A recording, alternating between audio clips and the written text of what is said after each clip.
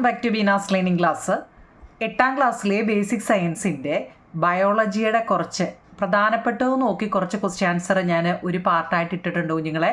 അതായത് നമ്മുടെ physics, chemistry, ബയോളജിയുടെ ഓരോ പാർട്ടായിട്ടാണ് ഞാൻ ഇടുന്നത്, ഒരുമിച്ച് ഇടുന്നില്ല. കാരണം ഒറ്റ ലിങ്കിൽ നമുക്ക് ഇത്രയും കൂടെ തീരാത്തത് കൊണ്ട് ബയോളജിയുടെ ഞാൻ കഴിഞ്ഞ നിങ്ങൾ ആ ലിങ്ക് ഒന്ന് എടുത്ത് നോക്കിയാൽ അറിയാം കേട്ടോ. ഓരോ പാർട്ടും നമ്മുടെ പ്രധാനപ്പെട്ടത് മാത്രമായിട്ട് നോക്കി ഇടുന്നുണ്ട്. ബയോളജിയുടെ ഇട്ടിട്ടുണ്ട് കേട്ടോ, ഓൾറെഡി ഇട്ടിട്ടുണ്ട്. ഇന്ന് നമ്മൾ കെമിസ്ട്രിയുടെ പ്രധാനപ്പെട്ട കുറേ ക്വസ്റ്റ്യൻ ആൻസർ ഉണ്ട് കേട്ടോ. 1 മാർക്കിൻ്റെയും 2 മാർക്കിൻ്റെയും ഒക്കെയാണ്. ചാപ്റ്റർ ഫുള്ളും ഒക്കെ ഉണ്ട്. ഈ ചാപ്റ്ററിൽ അതായത് ഈ ഒരു ലിങ്കിൽ എല്ലാ ക്വസ്റ്റ്യൻ ആൻസറുകളും ഉണ്ട് കേട്ടോ. ഒരുവിധമുള്ള എല്ലാ ക്വസ്റ്റ്യൻ ആൻസറുകളും ഉണ്ട് കുഞ്ഞുങ്ങളെ. പിന്നെ നമ്മൾ എല്ലാ ചാപ്റ്ററിൻ്റെയും ഓൾറെഡി നമ്മൾ ഈ ചാനൽ ഇട്ടിട്ടുണ്ട് കേട്ടോ. ഏത് ചാപ്റ്റർ ആണോ വേണ്ടതെന്ന് വെച്ചാൽ നിങ്ങൾ നോക്കിയാൽ മതി. എല്ലാ ചാപ്റ്ററിൻ്റെയും കൊടുത്തിട്ടുണ്ട് കേട്ടോ. അപ്പോൾ നമുക്ക് തുടങ്ങാം കുഞ്ഞുങ്ങളെ. നമ്മുടെ സെക്കൻഡ് ടൈം എക്സാം അല്ലെങ്കിൽ ക്രിസ്മസ് പരീക്ഷയ്ക്ക് വേണ്ടുന്ന കുറച്ച് പ്രധാനപ്പെട്ടത് നോക്കി കുറച്ച് ക്വസ്റ്റ്യൻ ആൻസർ കേട്ടോ. ഇത് തന്നെ ചോദിക്കണമെന്നൊന്നുമില്ല, കുറച്ച് പ്രധാനപ്പെട്ടത് എഴുതിയെന്നേ ഉള്ളൂ കേട്ടോ. അപ്പോൾ നോക്കിക്കേ. The pH value of an acid will be. pH വാല്യൂവിൻ്റെ പടം നമ്മുടെ ടെസ്റ്റിൽ കൊടുത്തിട്ടുണ്ട് കേട്ടോ. ടെസ്റ്റ് നോക്കണേ നിങ്ങൾ. അതിൽ കളറിൻ്റെ നമ്മുടെ റിബൺ പോലെ പല കളറിലുള്ള റിബൺ പോലെ ഒട്ടിച്ചേക്കുന്ന ഒരു പടം കൊടുത്തിട്ടുണ്ട് കേട്ടോ pH വാല്യൂവിന്. അപ്പോൾ അതിൻ്റെ ആസിഡ് വിൽ ബി എങ്ങനെയാണെന്ന് നോക്കിയാൽ ആസിഡുകളുടെ pH മൂല്യം എപ്പോഴും എത്രയായിരിക്കും? 7ൽ കുറവായിരിക്കും കേട്ടോ. <7 ആയിരിക്കും. അപ്പോൾ ബേസോ, അപ്പോൾ ന്യൂട്രലോ, ഇതൊക്കെ നമ്മുടെ ടെസ്റ്റിൽ കൊടുത്തിട്ടുണ്ട് കേട്ടോ. നിങ്ങളതൊന്ന് നോക്കണേ കേട്ടോ. ഏതാ ചോദിക്കുന്നത് നമുക്കറിയത്തില്ല. ആസിഡ് ആണോ ബേസ് ആണോ ചോദിക്കുന്നതെന്ന് അറിയത്തില്ല. ആസിഡുകളാണെങ്കിൽ അത് 7ൽ കുറവായിരിക്കും കേട്ടോ, <7. The colour of phenolphthalein is bases is. The ബേസുകളിൽ ഈ ഫീനോഫ്താലിൻ്റെ നിറം എന്ത് കളറായിരിക്കുമെന്ന്. ബേസ് ഉണ്ടല്ലോ, ആസിഡും ബേസും, അതിനകത്തിൽ ബേസിനകത്തിൽ ഫീനോഫ്താലിൻ്റെ നിറം എന്തായിരിക്കും? പിങ്ക് കളറായിരിക്കും കേട്ടോ, pink. Which of the following is the basic oxide. ഇതിനകത്തിൽ ബേസിക് ഓക്സൈഡ് ഏതാണെന്നാണ് ചോദിച്ചത് കേട്ടോ. ബേസിക് ഓക്സൈഡ് ആണ് അതിനകത്തിൽ തന്നിരിക്കുന്നത് മഗ്നീഷ്യം, MgO ആണ് കേട്ടോ. മഗ്നീഷ്യം ഓക്സൈഡ് ബേസിക് ഏതാണെന്നാണ് ചോദിച്ചത് കേട്ടോ. ആസിഡും ബേസിക്കിൽ ബേസിക് ഓക്സൈഡ് ഏതാണെന്നാണ് ചോദിച്ചതെന്ന് ചോദ്യം കേട്ടിട്ട് വേണം എഴുതാൻ. MgO ആണ് കേട്ടോ. ഇനി വാട്ട് ഈസ് ആൻ അൻറ്റാസിഡ്? എന്താണ് ഈ അൻറ്റാസിഡ് എന്നാൽ എന്ത്? 1 മാർക്കിന് ചോദിക്കാം. എന്താണ് antacid? Antacid are medicines used to remove the acidity in the stomach. നമ്മുടെ ആമാശയം അല്ലെ നമ്മുടെ വയറിനുള്ളിൽ, ആമാശയത്തിനുള്ളിൽ അസിഡിറ്റി കുറയ്ക്കുന്നതിന് ഉപയോഗിക്കുന്ന ഔഷധമാണ് അൻറ്റാസിഡുകൾ എന്ന് പറയുന്നത്. വായിക്കാൻ പറ്റുന്നുണ്ടോ കുഞ്ഞുങ്ങളെ? Antacid are medicines used to remove the acidity in the stomach. ആമാശയത്തിനുള്ളിൽ അസിഡിറ്റി കുറയ്ക്കുന്നതിന് ഉപയോഗിക്കുന്ന ഔഷധങ്ങളാണ് അൻറ്റാസിഡുകൾ എന്ന് പറയുന്നത്. ചുണ്ണാമ്പ് വെള്ളത്തിൻ്റെ രാസനാമം എന്താണ്? The chemical name of lime water. The chemical നെയിമോ ചുണ്ണാമ്പ് വെള്ളമാണ്, ചുണ്ണാമ്പ് വെള്ളം, ലൈം വാട്ടർ കേട്ടോ. അതിൻ്റെ രാസനാമം അല്ലെങ്കിൽ കെമിക്കൽ നെയിം കാൽസ്യം ഹൈഡ്രോക്സൈഡ് ആണ്. ഇതൊക്കെ വളരെ പ്രധാനപ്പെട്ട കേട്ടോ. കാൽസ്യം ഹൈഡ്രോക്സൈഡ് ആണ്.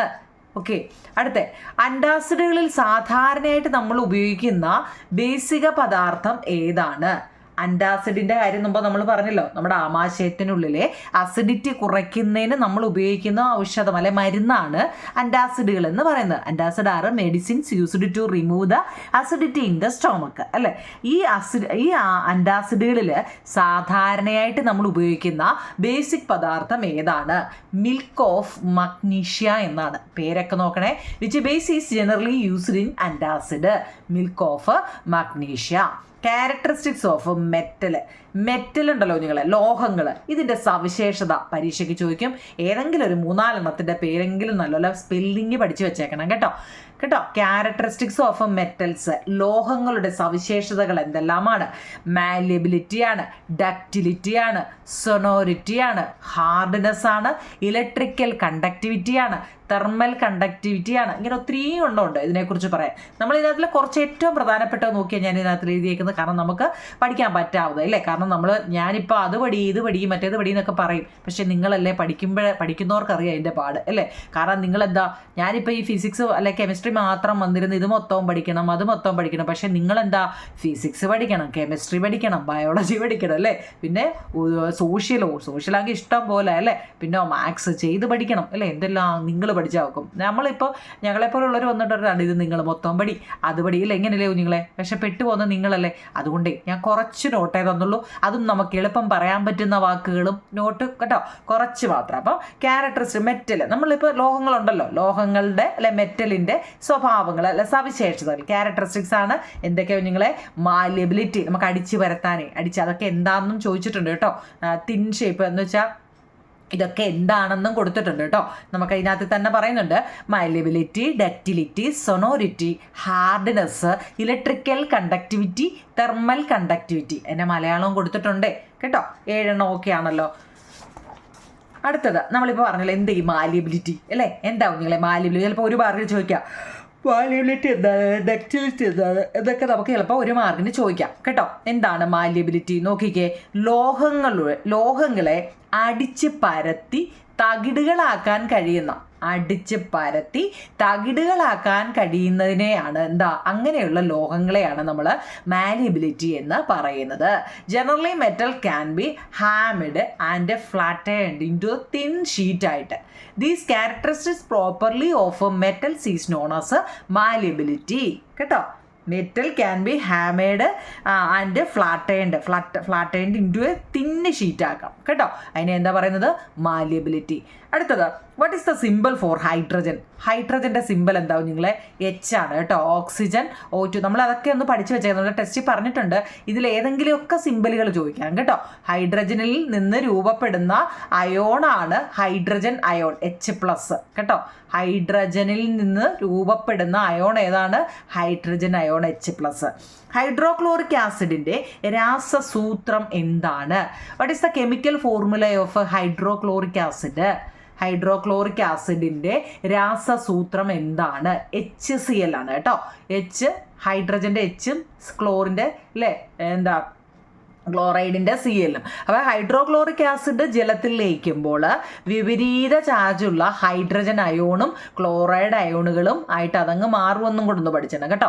HCl എന്ന് പറയുന്നത് അവിടെ ഞാൻ കൊടുത്തിട്ടുണ്ട്. നമ്മൾ ഹൈഡ്രോക്ലോറിക് ആസിഡിൻ്റെ രാസസൂത്രമാണ് ചോദിച്ചത്, HCl ആണ്. ഈ HCl എന്താവും നിങ്ങളെ, ഹൈഡ്രോക്ലോറിക് ആസിഡ് നമ്മൾ ജലത്തിൽ ലയിക്കുമ്പോൾ അത് വിപരീത ചാർജുള്ളത്, H അങ്ങ് പോസിറ്റീവുമാണ്, ക്ലോറൈഡ് എന്താവും Cl അങ്ങ് മൈനസും ആവും കേട്ടോ. പോസിറ്റീവും നെഗറ്റീവുമായിട്ട് ഇതങ്ങ് മാറും കേട്ടോ, മനസ്സിലാക്കണേ കേട്ടോ. H+ഉം Cl- മാറും കേട്ടോ. H എന്ന് വെച്ചാൽ എന്താ, ഹൈഡ്രജൻ അല്ലേ. ഹൈഡ്രോക്ലോറിക് ആസിഡ് ജലത്തിൽ ലയിക്കുമ്പോൾ അത് വിപരീത ചാർജുള്ള ഒന്നാമത്തെ ഹൈഡ്രജൻ അയോണുകളും പിന്നെ എന്താണ് ക്ലോറൈഡ് അയോണുകൾ, ഇത് പ്ലസും ഇത് മൈനസും ആണ് കേട്ടോ. ഇതിനെക്കുറിച്ച് നമ്മൾ ഈ ചാപ്റ്ററിൽ നല്ല വിശദമായിട്ട് പറഞ്ഞതാ, എന്നാലും പറഞ്ഞതാ.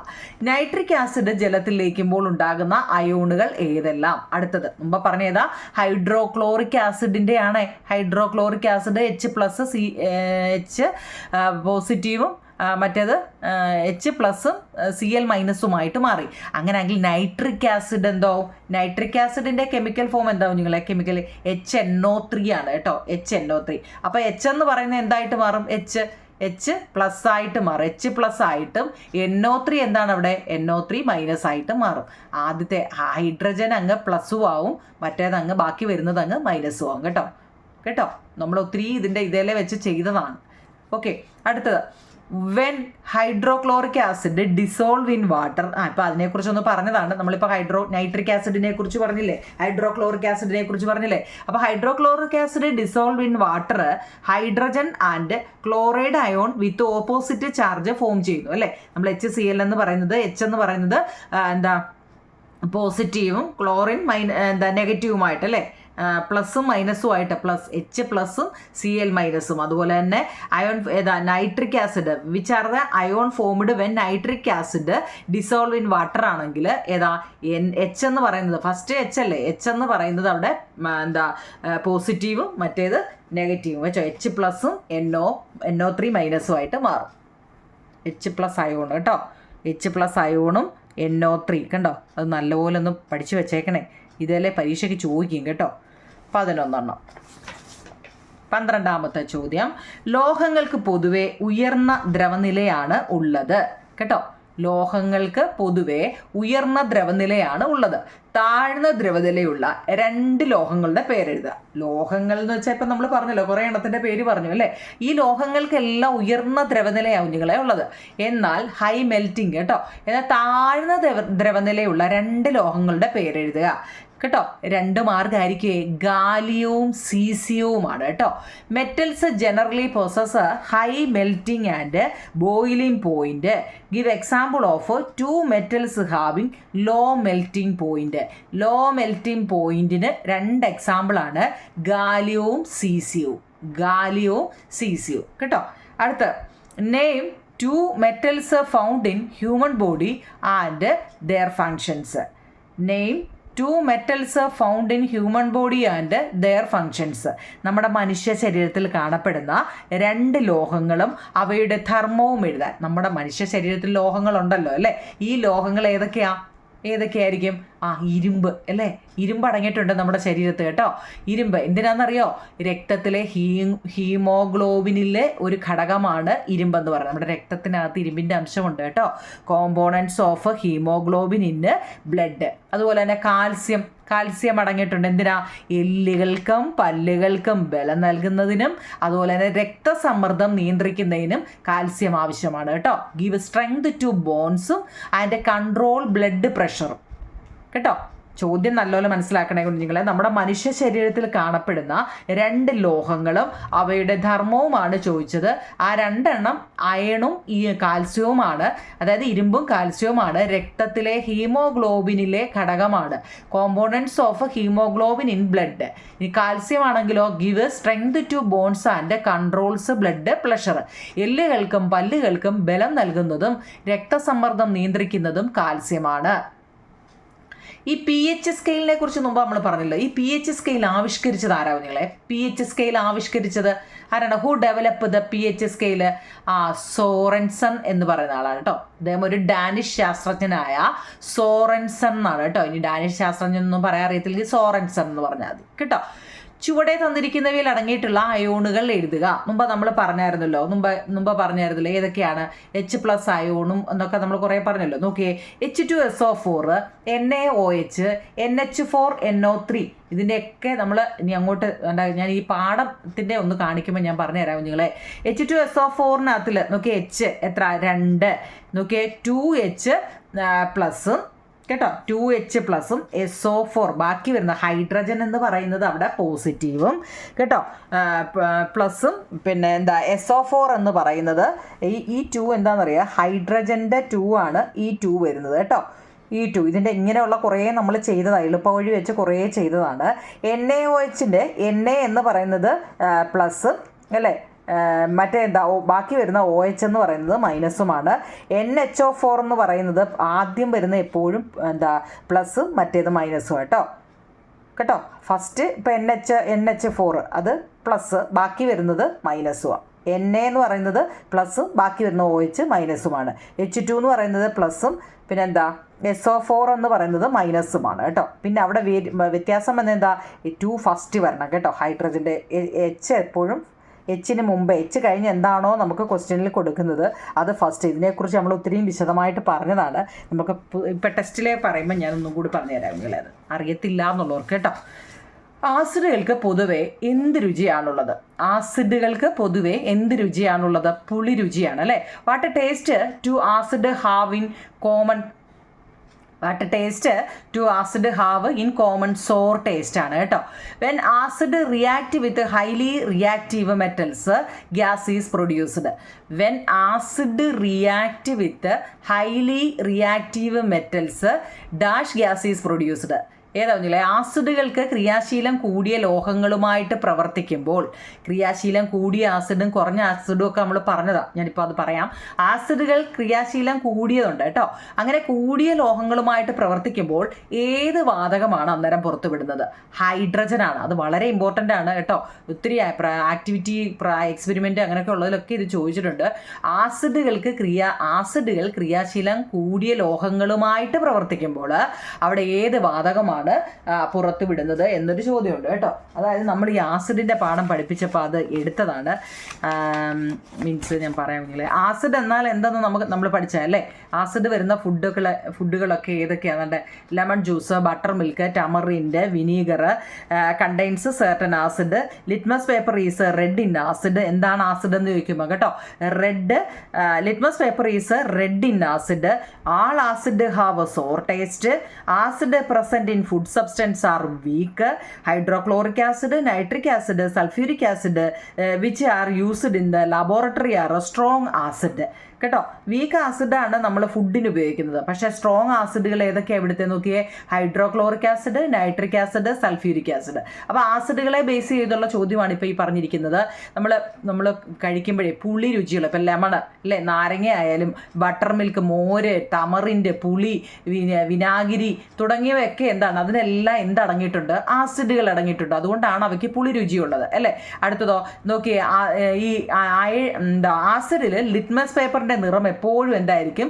ചുവപ്പ് കളറായിരിക്കും. പിന്നെ എല്ലാ ആസിഡുകളും പുളിരുചി ഉള്ളവയാണ്. ആസിഡുകൾക്ക് ഹാവ് സോർ ടേസ്റ്റ് ആയിരിക്കും എപ്പോഴും.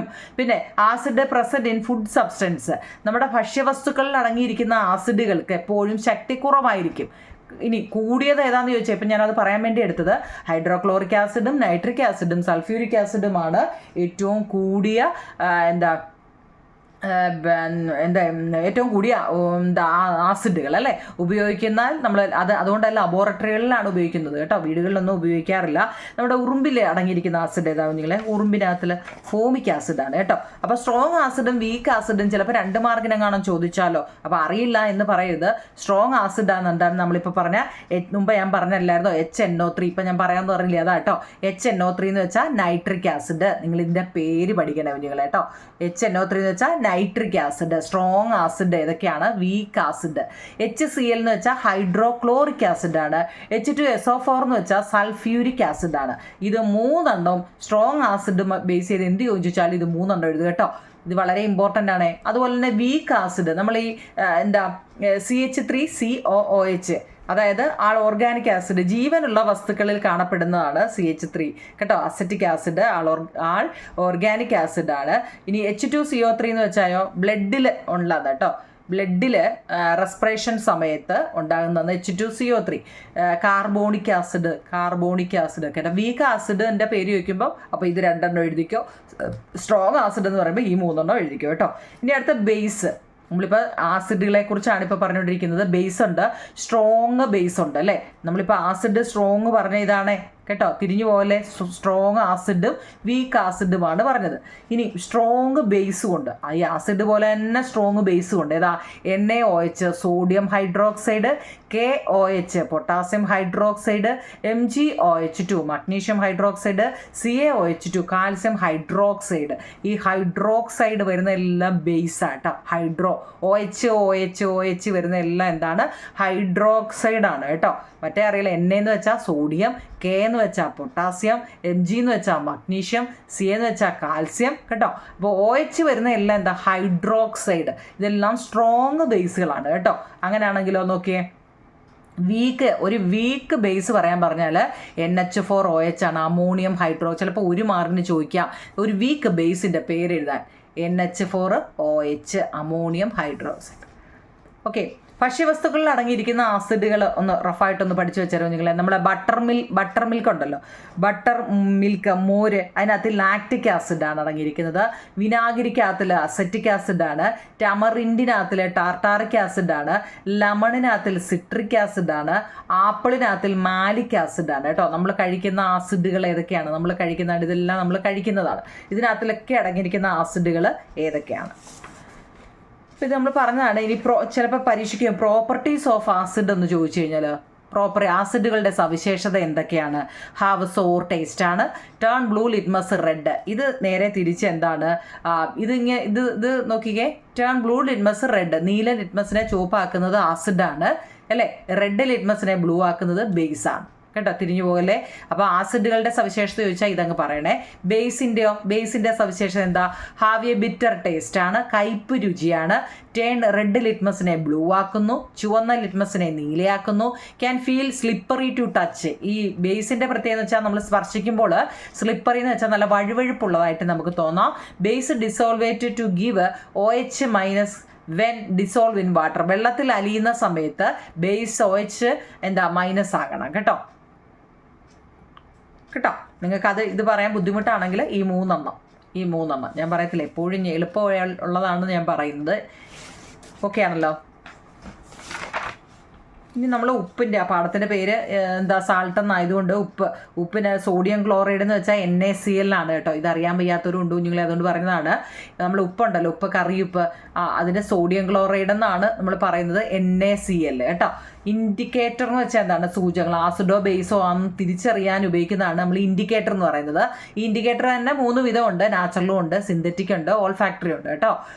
ഓക്കെ ആണല്ലോ. സിങ്കിൻ്റെ ഇസഡിന് ഇതൊക്കെ നമ്മൾ പഠിച്ചതാണ്, നമ്മൾ ഫസ്റ്റ് പാർട്ടി. അപ്പോൾ അതവിടെ നിന്നോട്ട് ഇപ്പം മനസ്സിലായല്ലോ. ആസിഡുകൾക്ക് പൊതുവേ എന്ത് രുചിയാണ്? സോർ ടേസ്റ്റ് ആണ്. ആസിഡുകൾക്ക് ക്രിയാശീലം കൂടിയത് ഇപ്പം നമ്മൾ പറഞ്ഞായിരുന്നല്ലോ കേട്ടോ. അത് പറയാൻ വേണ്ടിയാണ് ഞാൻ ആ പേപ്പർ എടുത്തത്. ക്രിയാശീലം കൂടിയത് ഏതൊക്കെയാണെന്നാണ് പറഞ്ഞത്? സ്ട്രോങ് ആയിട്ടുള്ളത് ഏതൊക്കെയാണ്? അങ്ങനെയുള്ളത് പ്രവർത്തിക്കുക. ഏത് വാതകമാണ് ഇവിടെ പുറത്ത് വരുന്നത്? ഹൈഡ്രജനാണ്. Which gas is released when sodium carbonate react with dilute sulphuric acid. അങ്ങനെ ഒരു ചോദ്യം വരുന്നുണ്ട്. നമ്മുടെ നമ്മുടെ കെമിസ്ട്രി ആണ് ഇത്. സോഡിയം കാർബണേറ്റും നേർപ്പിച്ച സൾഫ്യൂരിക് ആസിഡും തമ്മിൽ പ്രവർത്തിക്കുമ്പോൾ പുറത്തു വരുന്ന വാതകം ഏതാണ്? കാർബൺ ഡൈ ഓക്സൈഡ് ആണ് കേട്ടോ. സോഡിയം കാർബണേറ്റും നേർപ്പിച്ച സൾഫ്യൂരിക് ആസിഡും തമ്മിൽ പ്രവർത്തിക്കുമ്പോൾ പുറത്തു വരുന്ന വാതകം കാർബൺ ഡൈ ഓക്സൈഡ് ആണ് കേട്ടല്ലോ. ആസിഡുകൾ കാർബണേറ്റുകളുമായിട്ട് പ്രവർത്തിക്കുമ്പോൾ ഉണ്ടാകുന്ന വാതകം ഏതാണ്? അടുത്ത ആസിഡുകൾ കാർബണേറ്റുകളുമായിട്ട് പ്രവർത്തിക്കുമ്പോൾ ഉണ്ടാകുന്ന വാതകവും കാർബൺ ഡൈ ഓക്സൈഡ് തന്നെയാണ് കേട്ടോ. When acid react with carbonate ഏതാണ്? ഗ്യാസ്. ഏത് ഗ്യാസാണ് ലിബറേറ്റ് ചെയ്യുന്നത്? കാർബൺ ഡൈ ഓക്സൈഡ് ആണ് കേട്ടോ. അടുത്ത വാട്ട് ഈസ് മാറ്റർ? എന്താണ് പദാർത്ഥം അല്ലെങ്കിൽ ദ്രവ്യം എന്നാൽ? ചിലപ്പോൾ ഒരു മാർഗ്ഗം ചോദിക്കാം കേട്ടോ. ഒന്നിനെയും നിസ്സാരമായിട്ട് കരുതണ്ട. ഇത് ചിലപ്പോൾ വാട്ട് ഈസ് മാറ്റർ എന്ന് ചോദിച്ചാലോ? Matter is anything that occupies space and that has mass. Matter is anything that occupies space and that has mass. സ്ഥിതി ചെയ്യാൻ സ്ഥലം ആവശ്യമുള്ളതും മാസ് ഉള്ളതുമായ എന്തിനേയും പദാർത്ഥം എന്ന് പറയുന്നു. സ്ഥിതി ചെയ്യാൻ സ്ഥലം ആവശ്യമുള്ളതും മാസ് ഉള്ളതുമായ, മാസ് എന്ന് വെച്ചാൽ വെയിറ്റ് അല്ലെ, ഭാരമുള്ളതുമായ എന്തിനേയും നമ്മൾ പദാർത്ഥം എന്ന് പറയും കേട്ടോ. മാറ്റർ എന്നാൽ എന്ത്? അത് അത്രയും മതി. 21ാമത്തെ ചോദ്യം, യൂസസ് ഓഫ് വാട്ടർ. നമ്മൾ വെള്ളത്തിൻ്റെ ഉപയോഗം എന്താണ്? നമ്മളതും കൊച്ചിലെ മുതലേ പഠിക്കുന്നതല്ലേ. For drinking, for cooking, for bathing, for agriculture, for industrial purpose. കുടിക്കാനും പാചകത്തിനും കുളിക്കാനും കൃഷിക്കും വ്യവസായ ആവശ്യങ്ങൾക്കും ഒക്കെ ഉപയോഗിക്കുന്നുണ്ട്. What causes water hardness? അത് ഇമ്പോർട്ടൻ്റ് ആയിട്ടോ. ജലത്തിൻ്റെ കാഠിന്യത്തിന് കാരണം എന്താണെന്ന് ചോദിക്കും കേട്ടോ. ജലത്തിൻ്റെ ചാപ്റ്റർ ഫുള്ളുണ്ടോ അതോ പകുതിയോ ഉള്ളോ? ഓരോ സ്കൂളുകാർക്കും ഓരോ രീതിയിലാട്ടോ. ഫുള്ളുണ്ടെന്ന് പറയുന്നുണ്ട്, പകുതിയോ ഉള്ളെന്ന് പറയുന്നുണ്ട്. രണ്ടായാലും ഞാൻ പകുതി ഇട്ടിട്ടുള്ളൂ.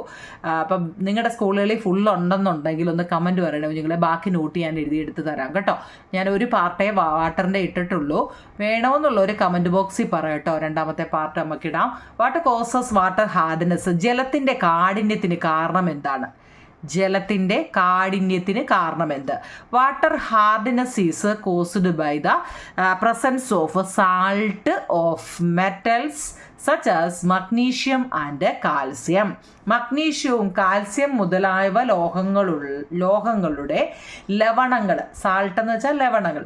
മഗ്നീഷ്യം, കാൽസ്യം മുതലായ ലോഹങ്ങളുടെ ലവണങ്ങൾ ലയിച്ചു ചേരുന്നതാണ് ഈ ജലത്തിൻ്റെ കാഠിന്യത്തിന് കാരണം. നമ്മൾ ബോർവെല്ലൊക്കെ അടിക്കുമ്പോൾ ആ വെള്ളത്തിന് ഭയങ്കര കട്ടിയാന്നൊക്കെ പറയുന്നത് ശ്രദ്ധിച്ചിട്ടുണ്ടോ നിങ്ങളെ? മഗ്നീഷ്യം, കാൽസ്യം മുതലായ ലോഹങ്ങളുടെ ലവണങ്ങൾ ലയിച്ചു ചേരുന്നതാണ് ജലത്തിൻ്റെ കാഠിന്യത്തിന് കാരണം എന്നാണ് പറയുന്നത് കേട്ടോ. അടുത്തത്, what are the salt causes temporary hardness of water? ഈ ജലത്തിൻ്റെ താൽക്കാലിക കാഠിന്യത്തിന് കാരണമായ ലവണങ്ങൾ ഏതെല്ലാം? ജലത്തിൻ്റെ തൽക്കാലത്തേക്കല്ലേ കാഠിന്യത്തിന് കാരണമായ ലവണങ്ങൾ ഏതെല്ലാം? കാൽസ്യം ബൈ കാർബണേറ്റും മഗ്നീഷ്യം ബൈ കാർബണേറ്റും ആണ് കേട്ടോ. കാൽസ്യം ബൈകാർബണേറ്റും മഗ്നീഷ്യം ബൈകാർബണേറ്റുമാണ് ജലത്തിൻ്റെ താൽക്കാലിക കാഠിന്യത്തിന് കാരണം. ജലത്തിൻ്റെ താൽക്കാലിക ടെമ്പററി ഹാർഡ്നെസ് ആണ്. ഓക്കെ, ഈ ടെമ്പററി ഹാർഡ്നെസ് എന്ന് പറഞ്ഞില്ല, എന്തു ഈ ടെമ്പററി ഹാർഡ്നെസ് എന്ന് വെച്ചാൽ സ്ഥിരമല്ലാത്ത കാഠിന്യം എന്ന് വെച്ചാൽ അസ്ഥിരമായ കാഠിന്യം, സ്ഥിരമല്ല, അതിനൊരു ഉറപ്പില്ല, സ്ഥിരമല്ല എന്നൊക്കെ പറയത്തില്ലേ. ടെമ്പററി ഹാർഡ്നെസ് എന്നാൽ എന്താണ്? It is caused by bicarbonate of calcium and magnesium in water. ഇതിന് കാരണം എന്താ? വെള്ളത്തിലെ കാൽസ്യം, മഗ്നീഷ്യം എന്നിവയുടെ ബൈകാർബണേറ്റുകളാണ് ഇതിന് കാരണം. ചിലപ്പോൾ പരീക്ഷയ്ക്ക് ചോദിക്കാം നിങ്ങളെ ടെമ്പററി ഹാർഡ്നെസ് എന്താന്ന് കേട്ടോ. ഇറ്റ് ഈസ് കോസ്ഡ്, എന്തുകൊണ്ടാണ് ഈ ടെമ്പററി സ്ഥിരമല്ലാത്ത കാഠിന്യം അല്ലെങ്കിൽ അസ്ഥിര കാഠിന്യം എന്ന് പറയുന്നത് എന്തുകൊണ്ടാണ്? നമ്മുടെ ഈ വെള്ളത്തിലെ കാൽസ്യം, മഗ്നീഷ്യം, വെള്ളവുമായിട്ട് ചോദ്യം ചോദിക്കുമ്പോൾ അതിനകത്തിലെ 2 പേരാണ് മഗ്നീഷ്യവും കാൽസ്യവും കേട്ടോ. അത് നിങ്ങൾ ഇതുവരെ പഠിച്ചതൊക്കെ ഒന്ന് നോക്കിയേ, അവിടെ എല്ലാം ആരുണ്ട്? കാൽസ്യവും മഗ്നീഷ്യവും ഉണ്ട് കേട്ടോ. ഈ വെള്ളത്തിൻ്റെ ഏത് ക്വസ്റ്റ്യൻ ആൻസർ എടുത്ത് നോക്കിയാലും ഈ 2 പേര് അതിനകത്ത് അടങ്ങിയിട്ടുണ്ട്. വെള്ളത്തിലെ കാൽസ്യം, മഗ്നീഷ്യം എന്നിവയുടെ ബൈകാർബണേറ്റുകളാണ് ഇതിന് കാരണം. തിളപ്പിക്കുമ്പോൾ ഉണ്ടല്ലോ, ബോയിലിംഗ് ഹാർഡ്നെസ് ഈസ് റിമൂവ്ഡ്. നമ്മൾ നല്ലപോലെ തിളപ്പിക്കുകയാണെങ്കിൽ എന്താ, അവിടെ ഈ കാഠിന്യം നീക്കം ചെയ്യപ്പെടുന്നു. തിളപ്പിക്കുമ്പോൾ ഇതിൻ്റെ കാഠിന്യം നീക്കം ചെയ്യപ്പെടുന്നു. 25. 24. 25ാമത്തെ, ഇത് വളരെ ഇമ്പോർട്ടൻ്റ് ആണ്, പ്രധാനപ്പെട്ടത് നോക്കിയാൽ ഞാൻ ഇതിൽ എഴുതി വെച്ചേക്കുന്നത് കേട്ടോ. സർഫസ് ടെൻഷൻ എന്ന് വെച്ചാൽ എന്താണ്? സർഫസ് എന്ന് വെച്ചാൽ എന്താ? നമ്മുടെ പ്രതലം അല്ലേ. സർഫസ് ടെൻഷൻ എന്ന് വെച്ചാൽ പ്രതല ബലം എന്നാണ്. പ്രതല ബലം കേട്ടോ. Due to the mutual attraction between water molecules of force act on the water surface making its surface area as small as possible. This force is called surface tension. എന്താണ്? Due to the mutual attraction between water molecules a force act on the water surface അല്ലേ, making its surface area or surface areas small as possible. These force is called surface tension. Molecules എന്ന് വെച്ചാൽ തന്മാത്രകൾ. ഈ തന്മാത്രകളുടെ attraction, പരസ്പര ആകർഷണം മൂലം, തന്മാത്രകളുടെ പരസ്പര ആകർഷണം മൂലം ജലത്തിൻ്റെ ഉപരിതലത്തിൽ, ജലോപരിതലത്തിൻ്റെ പരപ്പളവ് കുറയുന്ന വിധത്തിൽ ഒരു ബലം അനുഭവപ്പെടുന്നു. ഇതിനെയാണ് പ്രതലബലം എന്ന് പറയുന്നത്. തന്മാത്രകളുടെ പരസ്പരാകർഷണം മൂലം ജലോപരിതലത്തിൻ്റെ പരപ്പളവ് കുറയുന്ന വിധത്തിൽ ഒരു ബലം അനുഭവപ്പെടുന്നു. ഇതിനെയാണ് സർഫസ് ടെൻഷൻ അല്ലെങ്കിൽ പ്രതലബലം എന്ന് പറയുന്നത്. അങ്ങനെയാണെങ്കിൽ എന്താണ് ഹീറ്റ് കപ്പാസിറ്റി? ഹീറ്റ് കപ്പാസിറ്റി അല്ലെങ്കിൽ താപധാരിത എന്നാൽ എന്താണ്?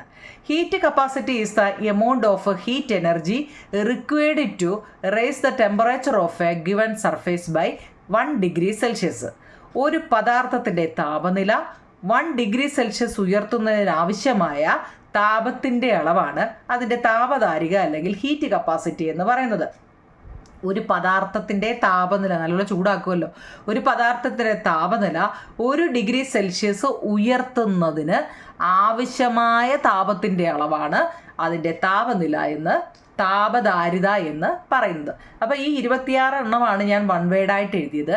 ഇനി നമ്മൾ ചാപ്റ്റർ ഒന്ന് നോക്കാം. അപ്പം അതിനകത്തിലെ പരീക്ഷയ്ക്ക് വേണ്ടുന്ന എലമെൻറ്റ്സ് ആൻഡ് കോമ്പൗണ്ട്സ് നോട്ട് കിട്ടാത്തവരുണ്ടെങ്കിൽ എഴുതിയെടുത്തുണ്ടെങ്കിൽ നിങ്ങൾ 2ാമത്തെ ചാപ്റ്ററാണ്. ഇതിനകത്ത് നിന്നും ക്വസ്റ്റ്യൻ ഉണ്ട്. നിങ്ങൾ അറിയാൻ വയ്യാത്തൊക്കെ ഒന്ന് ഓടിച്ചിട്ട് നോക്കണം. നമുക്ക് ലോഹങ്ങളും അലോഹങ്ങളും അതുപോലെ തന്നെ ആസിഡ് ബേസ് ഈ 2 ചാപ്റ്ററിൽ നിന്നാണ് കൂടുതലും വരുന്നത് കേട്ടോ. ലോഹങ്ങളും അലോഹങ്ങളും കേട്ടോ, മെറ്റലിൻ്റെ പാഠം, മെറ്റൽ ആൻഡ് നോൺ മെറ്റലുകളും അതുപോലെ തന്നെ ആസിഡിൻ്റെ പാഠത്തിൽ നിന്നുമാണ് കൂടുതലും നിങ്ങൾ പഠിക്കേണ്ടത്. പിന്നെ അതിൻ്റെ തൊട്ട് മുമ്പുള്ളതും അതിൻ്റെ പുറകിലുള്ളതും എടുക്കാവൂ കേട്ടോ. അപ്പോൾ ഇതിനകത്തിൽ എലമെൻറ്റ്സ് ആൻഡ് കോമ്പൗണ്ട്സ് എന്ന് പറയുന്ന ചാപ്റ്ററിനകത്തിൽ എന്താണ് എലമെൻറ്റ്സ് ഞാൻ സ്പീഡിൽ പറഞ്ഞു പോകാം. നിങ്ങൾക്ക് എവിടെയാണോ നിങ്ങൾക്ക് അറിയാൻ വയ്യാത്തതോ നോട്ടില്ലാത്തതോ നിങ്ങൾ അതങ്ങ് എഴുതിയെടുക്കണം കേട്ടോ. Elements are pure substance which cannot be split into simpler components through chemical process. രാസപ്രവർത്തനത്തിലൂടെ വിഘടിച്ച് ഘടകങ്ങളാക്കാൻ കഴിയുന്ന ശുദ്ധ പദാർത്ഥങ്ങളാണ് മൂലകങ്ങൾ എന്ന് പറയുന്നത് കേട്ടോ. ജലം അതിനൊരു ഉദാഹരണം. വെള്ളത്തെ ഹൈഡ്രജൻ ഓക്സിജൻ ആക്കാൻ നമുക്ക് പറ്റും. എന്നാൽ പിന്നീട് HO വീണ്ടും ഡിവൈഡ് ചെയ്യാൻ പറ്റില്ല. മൂലകങ്ങളെ വീണ്ടും ഡിവൈഡ് ചെയ്യാൻ പറ്റും. അത് ഞാൻ പഠിപ്പിച്ചപ്പോൾ എന്തോ എഴുതി വെച്ചതാണ്. എലമെൻറ്റ്സ് എന്താണ്? എലമെൻറ്റ്സ് എന്ന് ചോദിച്ചാൽ substance which cannot be divided further into simpler substance are called elements. These are made up of the similar atom contains molecules. അപ്പോൾ എലമെൻറ്റ്സ് എന്നാൽ എന്തെന്ന് ചോദിച്ചാൽ ഈ ഒരു ഇത് എഴുതിയാൽ മതി. എന്താ? മൂലകങ്ങൾ. എലമെൻറ്റ്സ് എന്ന് വെച്ചാൽ മൂലകങ്ങൾ. ഒരേ ഇനം ആറ്റങ്ങൾ മാത്രമുള്ള തന്മാത്രകളാൽ നിർമ്മിതമായ പദാർത്ഥങ്ങളാണ് മൂലകങ്ങൾ. ഇവയെ ലഘുവായ മറ്റു പദാർത്ഥങ്ങളായിട്ട് വിഭജിക്കാൻ നമുക്ക് കഴിയില്ല എന്നതാണ് എലമെൻറ്റ്സ് എന്ന് പറഞ്ഞു കഴിഞ്ഞാൽ കേട്ടോ. അടുത്തത് മോളിക്യൂൾസ് എന്നാൽ എന്താണ്? മോളിക്യൂൾസ് ആർ ദ സ്മാളസ്റ്റ് ആണ്, independent and stable particles that have all the fundamental properties of a pure substance. മോളിക്യൂൾസിനെ കുറിച്ച് ചോദിച്ചാൽ ഇത് ഇതുപോലെ തന്നെ എഴുതിയേക്കണം. എന്താ? മോളിക്യൂൾസ് ആർ ദ സ്മാളസ്റ്റ് ആണ്, ഇൻഡിപെൻഡന്റ് ആണ് and stable particles that have all the fundamental properties of a pure substance. Molecules have independent existence ആണ്, മോളിക്യൂൾസ് ആർ സ്റ്റേബിൾ ആണ്, എന്താ new molecules are produced by chemical reactions. പിന്നെ molecules R divisible ആണ് കേട്ടോ. അത് വേണം English മീഡിയക്കാർ എഴുതാൻ. മലയാളം മീഡിയക്കാർ എങ്ങനെ എഴുതാം? തന്മാത്രകൾ. അതിൻ്റെ മലയാളം എന്താ? തന്മാത്രകൾ. ഒരു ശുദ്ധ പദാർത്ഥത്തിൻ്റെ അടിസ്ഥാന ഗുണങ്ങളെല്ലാം ഉള്ളതും സ്വതന്ത്രമായിട്ട് നിലനിൽക്കാൻ കഴിയുന്നതും സ്ഥിരതയുള്ളതുമായ ഏറ്റവും ചെറിയ കണികകളാണ് തന്മാത്രകൾ എന്ന് പറയുന്നത്. തന്മാത്രകൾക്ക് സ്വതന്ത്രമായ നിലനിൽപ്പുണ്ട്. തന്മാത്രകൾ സ്ഥിരതയുള്ളവയാണ്. രാസപ്രവർത്തനങ്ങൾ വഴിയാണ് പുതിയ തന്മാത്രകൾ ഉണ്ടാക്കുന്നത്. തന്മാത്രകൾ വിഭജിക്കാൻ കഴിയാവുന്നവയാണ് കേട്ടോ. അതിനകത്ത് ഈ പാഠത്തിൽ കൂടുതൽ എക്സ്പെരിമെൻ്റ് ആവും നിങ്ങളെ. ഫസ്റ്റ് നോക്കിയേ, burn a piece of magnesium ribbon which is scrubbed clean കേട്ടോ. അതായത് നന്നായി ഉരച്ച് വൃത്തിയാക്കിയ ഒരു മഗ്നീഷ്യം റിബൺ എടുത്ത് നമ്മൾ എന്ത് ചെയ്യുക? കത്തിക്കുക. ഒബ്സർവേഷൻ നോക്കിയേ, നിരീക്ഷണം. It burns which shining flame A white powder is formed. ഇത് ഈ മഗ്നീഷ്യം റിബൺ കത്തിക്കുമ്പോൾ ഉണ്ടല്ലോ നല്ല തിളക്കത്തിൽ, നമ്മൾ ഈ പൂത്തിരി കത്തുന്നത് നല്ല തിളക്കത്തിൽ, നല്ല ജ്വാലയോടെ നല്ല തിളക്കത്തിൽ ഷൈനിങ് ഫ്ലെയിം നല്ല പോലെ അത് കത്തുകയും ചെയ്യുന്നു. കത്തിക്കഴിയുമ്പോൾ അവിടെ എന്താണ്? ഒരു വെളുത്ത പൊടി അവിടെ വൈറ്റ് പൗഡർ ഫോം ചെയ്യുകയും ചെയ്യുന്നു കേട്ടോ. അടുത്ത അതിൻ്റെ റിസൾട്ട് എന്തായിരിക്കും? എ ന്യൂ സബ്സ്റ്റൻസ് അല്ലേ, പുതിയൊരു പദാർത്ഥം. മഗ്നീഷ്യം ഓക്സിജനുമായിട്ട് പ്രവർത്തിക്കുമ്പോൾ അവിടെ എന്തുണ്ടാകുന്നു നിങ്ങളെ? ഒരു ന്യൂ സബ്സ്റ്റൻസ് ഉണ്ടാകുന്നു അല്ലേ. മഗ്നീഷ്യം കത്തിച്ചത്, മഗ്നീഷ്യം കത്തിക്കാന്ന് വെച്ചാൽ ഓക്സിജനുമായിട്ട് അല്ലേ, അതുകൊണ്ടല്ലേ കത്തുന്നത്. ഓക്സിജനുമായിട്ട് പ്രവർത്തിച്ച് അവിടെ ആരുണ്ടാകുന്നു? മഗ്നീഷ്യം ഓക്സൈഡ് എന്ന ഒരു വെളുത്ത പൊടിയാണ് അവിടെ ഉണ്ടാകുന്നത്. ഒരു ന്യൂ സബ്സ്റ്റൻസ് ആണ് അവിടെ ഉണ്ടാകുന്നത്. ഏതാണ്? മഗ്നീഷ്യം ഓക്സൈഡ് ഈസ് പ്രൊഡ്യൂസ്ഡ് കേട്ടോ. ഇങ്ങനെയൊക്കെയുള്ള ഇതൊക്കെ എളുപ്പം പഠിക്കാൻ പറ്റുന്നതല്ലേ, ഇല്ലയോ? നോക്കി, ഇത്രയേ ഉള്ളൂ. ഒരു റിബൺ കത്തിക്കുമ്പോൾ നല്ല തിളക്കം കാണുന്നുണ്ട്. അന്നേരം ഒരു വെളുത്ത പൊടി അവിടെ ഉണ്ടാകുന്നുണ്ട്. ആ വെളുത്ത പൊടിയുടെ പേര് മഗ്നീഷ്യം ഓക്സൈഡ് എന്നാണ് കേട്ടോ. ഓക്കെ, അടുത്ത രണ്ടാമത്തെ എക്സ്പെരിമെന്റ് നോക്കിയേ. Take some sugar in a boiling tube. ഈർപ്പരഹിതമായ ഒരു ബോയിലിംഗ് ട്യൂബിൽ അല്പം പഞ്ചസാര നമ്മൾ എടുക്കണം. After covering the mouth of a boiling tube with a piece of cotton, heat bottom of the tube strongly. അതായത് നല്ല ഒരു ബോയിലിംഗ് ട്യൂബ് എടുത്തിട്ട് അതിനകത്ത് ഇച്ചിരി പഞ്ചസാര ഇടുക. ഈ ട്യൂബിൻ്റെ വായ്ഭാഗം ഉണ്ടല്ലോ, നമ്മൾ ഇട്ട് കൊടുക്കുന്ന ഈ ട്യൂബിൻ്റെ വായ്ഭാഗം ഒരു കഷ്ണം പഞ്ഞി വെച്ച് അങ്ങ് അടച്ചു വെക്കുക കേട്ടോ. കോട്ടൺ എന്ന് വെച്ചാൽ പഞ്ഞിയാണ്. ഈ പഞ്ഞി വെച്ച് ഇതിൻ്റെ വായ്ഭാഗം അങ്ങ് അടച്ചു വെക്കുക. എന്നിട്ട് ചെവിട് ഭാഗം ഉണ്ടല്ലോ, അടിഭാഗത്ത് ചെറുതായിട്ട് ചൂട് കൊടുക്കുക കേട്ടോ. ട്യൂബിന് എന്ത് ചെയ്താൽ ചെറിയ അതിൻ്റെ ട്യൂബിൻ്റെ വായ്ഭാഗത്ത് ഒരു കഷ്ണം പഞ്ഞി വെക്കുക. ബോയിലിംഗ് ട്യൂബിനെ ഏതാനും മിനിറ്റുകൾ നമ്മൾ ഇങ്ങനെ ചൂടാക്കി കൊടുക്കുക കേട്ടോ. കുറച്ചായിട്ട് ഇങ്ങനെ ചൂടാക്കി കൊടുക്കുക. എന്നിട്ട് എന്താ? സ്ട്രോങ്ലി, നല്ല ശക്തമായിട്ട് കുറച്ച് ചൂടാക്കി അങ്ങ് നല്ലപോലെ സ്ട്രോങ്ലി ചൂടാക്കുക. ഒബ്സർവേഷൻ. എന്ത് ഒബ്സർവേഷനാണ് അവിടെ കിട്ടുന്നത്? എന്താ കുഞ്ഞുങ്ങളെ? നല്ല sugar is converted into charcoal കേട്ടോ. എന്ന് വെച്ചാൽ എന്താ? പഞ്ചസാര നല്ലപോലെ കത്തി വന്നപ്പോൾ എന്തായിട്ട് മാറി? അവിടെ ചാർക്കോൾ എന്ന് വെച്ചാൽ എന്താ? കാർബൺ, കറുത്ത് കരിക്കട്ടയായിട്ട് അങ്ങ് മാറി. Water drops are formed on the side of the boiling tube. ആ ബോയിലിംഗ് ട്യൂബിൻ്റെ വശത്തുകൂടി എന്ത് ചെയ്യുന്നു? ചെറുതായിട്ട് ഈ ആവിവെള്ളം, അതായത് ജലം തുള്ളികൾ എന്ത് ചെയ്യുന്നു? അപ്പം പെട്ടെന്ന് അവിടെ രൂപം കൊള്ളുന്നതായിട്ട് ചൂട് കൂടുമ്പോഴേ അവിടെ നിന്ന് എന്താ? ഈ കാർബണിൻ്റെ ഇതുകൊണ്ട് വെള്ളം നനവ് ചെറുതായിട്ട് അതിൻ്റെ പുറത്തുകൂടെ വാട്ടർ ഡ്രോപ്സ് കാണാൻ പറ്റും. റിസൾട്ടോ, when sugar is strongly heated it decomposes into carbon. നല്ലപോലെ ഈ പഞ്ചസാര ചൂടാക്കുമ്പോൾ അവിടെ എന്തൊക്കെ ഉണ്ടാകും എന്ന് പറഞ്ഞാൽ കരി അല്ലേ. കരി എന്ന് വെച്ചാൽ എന്താ നിങ്ങളെ? കാർബൺ. കരി എന്ന് നമ്മൾ പറയില്ല, കാർബൺ അല്ലേ. കാർബണും പിന്നെന്താ സൈഡിൽ കൂടെ എന്താ വന്നേ? വെള്ളവും ഉണ്ടാകുന്നു. അപ്പോൾ അതാണ് രണ്ടാമത്തത് കേട്ടോ. ഇത് നല്ലപോലെ അറിയണേ. വായിച്ചപ്പോൾ മനസ്സിലായോ? അതെ, അതിൻ്റെ മലയാളമാണിത്. പഞ്ചസാര ശക്തമായി ചൂടാക്കുമ്പോൾ കാർബണും വെള്ളവും ഉണ്ടാകുന്നു കേട്ടോ. സി എന്ന് വെച്ചാൽ കാർബൺ, H2O വെള്ളവും ഉണ്ടാകും. രണ്ടാമത്തെ കഴിഞ്ഞേ. ഓരോ എക്സ്പെരിമെൻ്റ് എളുപ്പമല്ലേ കുഞ്ഞുങ്ങളേത്? അടുത്ത മൂന്നാമത്തത് put a small clean piece of magnesium in a test tube and add dilute hydrochloric acid to it. Collect the hydrogen has evolved from the test tube and introduce a burning incense stick. കേട്ടോ, incense stick എന്ന് വെച്ചാൽ എന്താ, ചന്ദനത്തിരി ഇല്ലയോ, to the mouth of the test tube. അടുത്ത നമ്മൾ ഇനി എന്തോ ചെയ്യുന്നത് നോക്കിയേ, പരീക്ഷണം 3 ഓരോ പരീക്ഷണവും കേട്ടോ കറക്റ്റായിട്ട് പഠിക്കണം. നോക്കൂ നിങ്ങളിവിടെ അതിൻ്റെ ഒബ്സർവേഷൻ, അതായത് ഒരു ടെസ്റ്റ് ട്യൂബിൽ എന്ത് ചെയ്യുക, അല്പം നേർപ്പിച്ച ഹൈഡ്രോക്ലോറിക് ആസിഡ് എടുത്ത് അതിലേക്ക് ഒരു ചെറിയ കഷ്ണം മഗ്നീഷ്യം ഇടുക. എന്തൊക്കെയാണ് നിങ്ങളെ, ഒരു ടെസ്റ്റ് ട്യൂബിൽ അല്പം നേർപ്പിച്ച ഹൈഡ്രോക്ലോറിക് ആസിഡ് എടുത്തിട്ട് അതിലേക്ക് ഒരു കഷ്ണം മഗ്നീഷ്യം, മുമ്പ് നമ്മളില്ലേ കത്തിക്കാൻ എടുത്ത മഗ്നീഷ്യം ഇല്ലേ, അതിൻ്റെ ഒരു ഇച്ചിരി ഇട്ട് കൊടുക്കുക. എന്നിട്ട് എന്ത് ചെയ്യുക, ഈ ടെസ്റ്റ് ട്യൂബിൻ്റെ വായ്ഭാഗം ഇട്ട് കൊടുക്കുന്നതിൻ്റെ ആ വായ്ഭാഗം ഉണ്ടല്ലോ, അവിടോട്ട് നമ്മളൊരു ചന്ദനത്തിരി എടുത്തിട്ട് കേട്ടോ, ഇൻസെൻസ് കേട്ടോ, ചന്ദനത്തിരി എടുത്തിട്ട് ഇങ്ങനെ കാണിക്കുക. അപ്പോൾ അവിടെ ഒബ്സർവേഷൻ എന്തായിരിക്കും, the gas is bubbled from the test when burning incense stick is introduced into the gas. The gas burn with a pop sound. Also water drops are formed on the side of the vessel അല്ലെങ്കിൽ test tube. അതായത് അവിടെ എന്ത് നിരീക്ഷണമാണ് ഉണ്ടായെന്ന്, ഈ test ട്യൂബിൽ നിന്നും ഒരു വാതകം കുമിളയായിട്ട് ബബിളായിട്ട് പുറത്തോട്ട് വരും.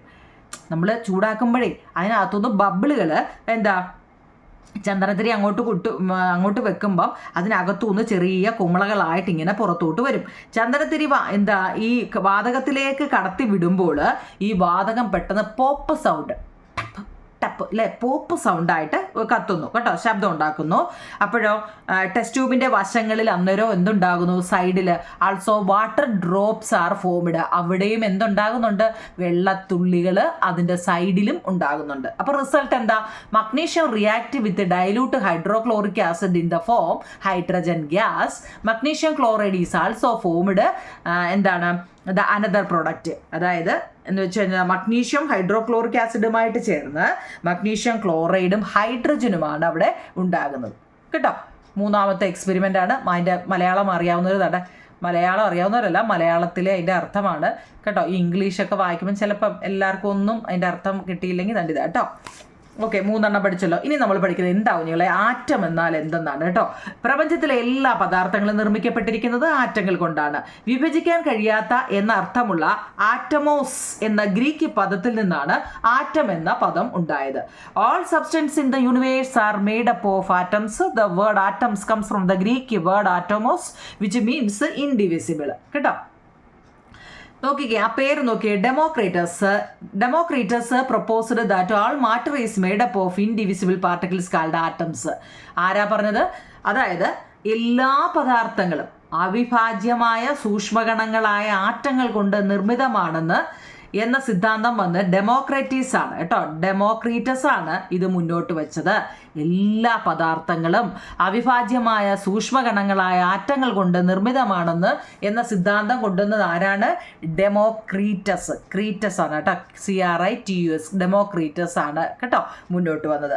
ഇനി ഏറ്റവും പ്രധാന കുഞ്ഞുങ്ങളെ ഈ പാഠത്തിനകത്തിൽ ഡാൾട്ടൻ്റെ അറ്റോമിക് തിയറി, അതിന് മുമ്പുണ്ട് കേട്ടോ, John Dalton proposed atom theory. ഇത് കേട്ടോ, എന്നാ 1807 ജോൺ ഡാൾട്ടൺ അറ്റോമിക സിദ്ധാന്തം ആവിഷ്കരിച്ചത് ആരാണ്, ജോൺ ഡാൾട്ടൺ. പേര് മറക്കല്ലേ, ജോൺ ഡാൾട്ടൺ.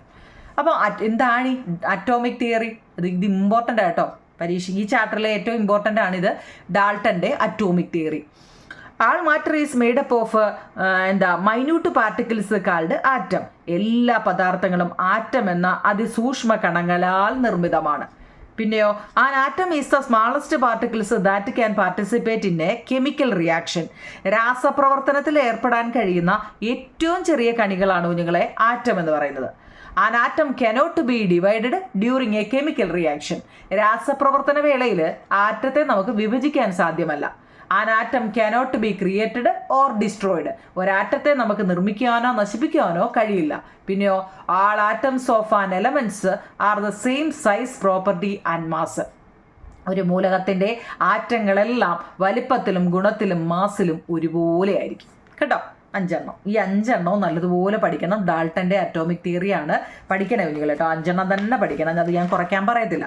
അതിൻ്റെ ഒരെണ്ണോടുണ്ട്, atom of different elements differ in the size, property and mass. വ്യത്യസ്ത മൂലകങ്ങളുടെ ആറ്റങ്ങൾ വലിപ്പത്തിലും ഗുണത്തിലും മാസിലും വ്യത്യാസമുള്ളവ ആയിരിക്കും കേട്ടോ. 5 എണ്ണമെങ്കിലും പഠിക്കണേ. A water molecules is made up of 2 atoms.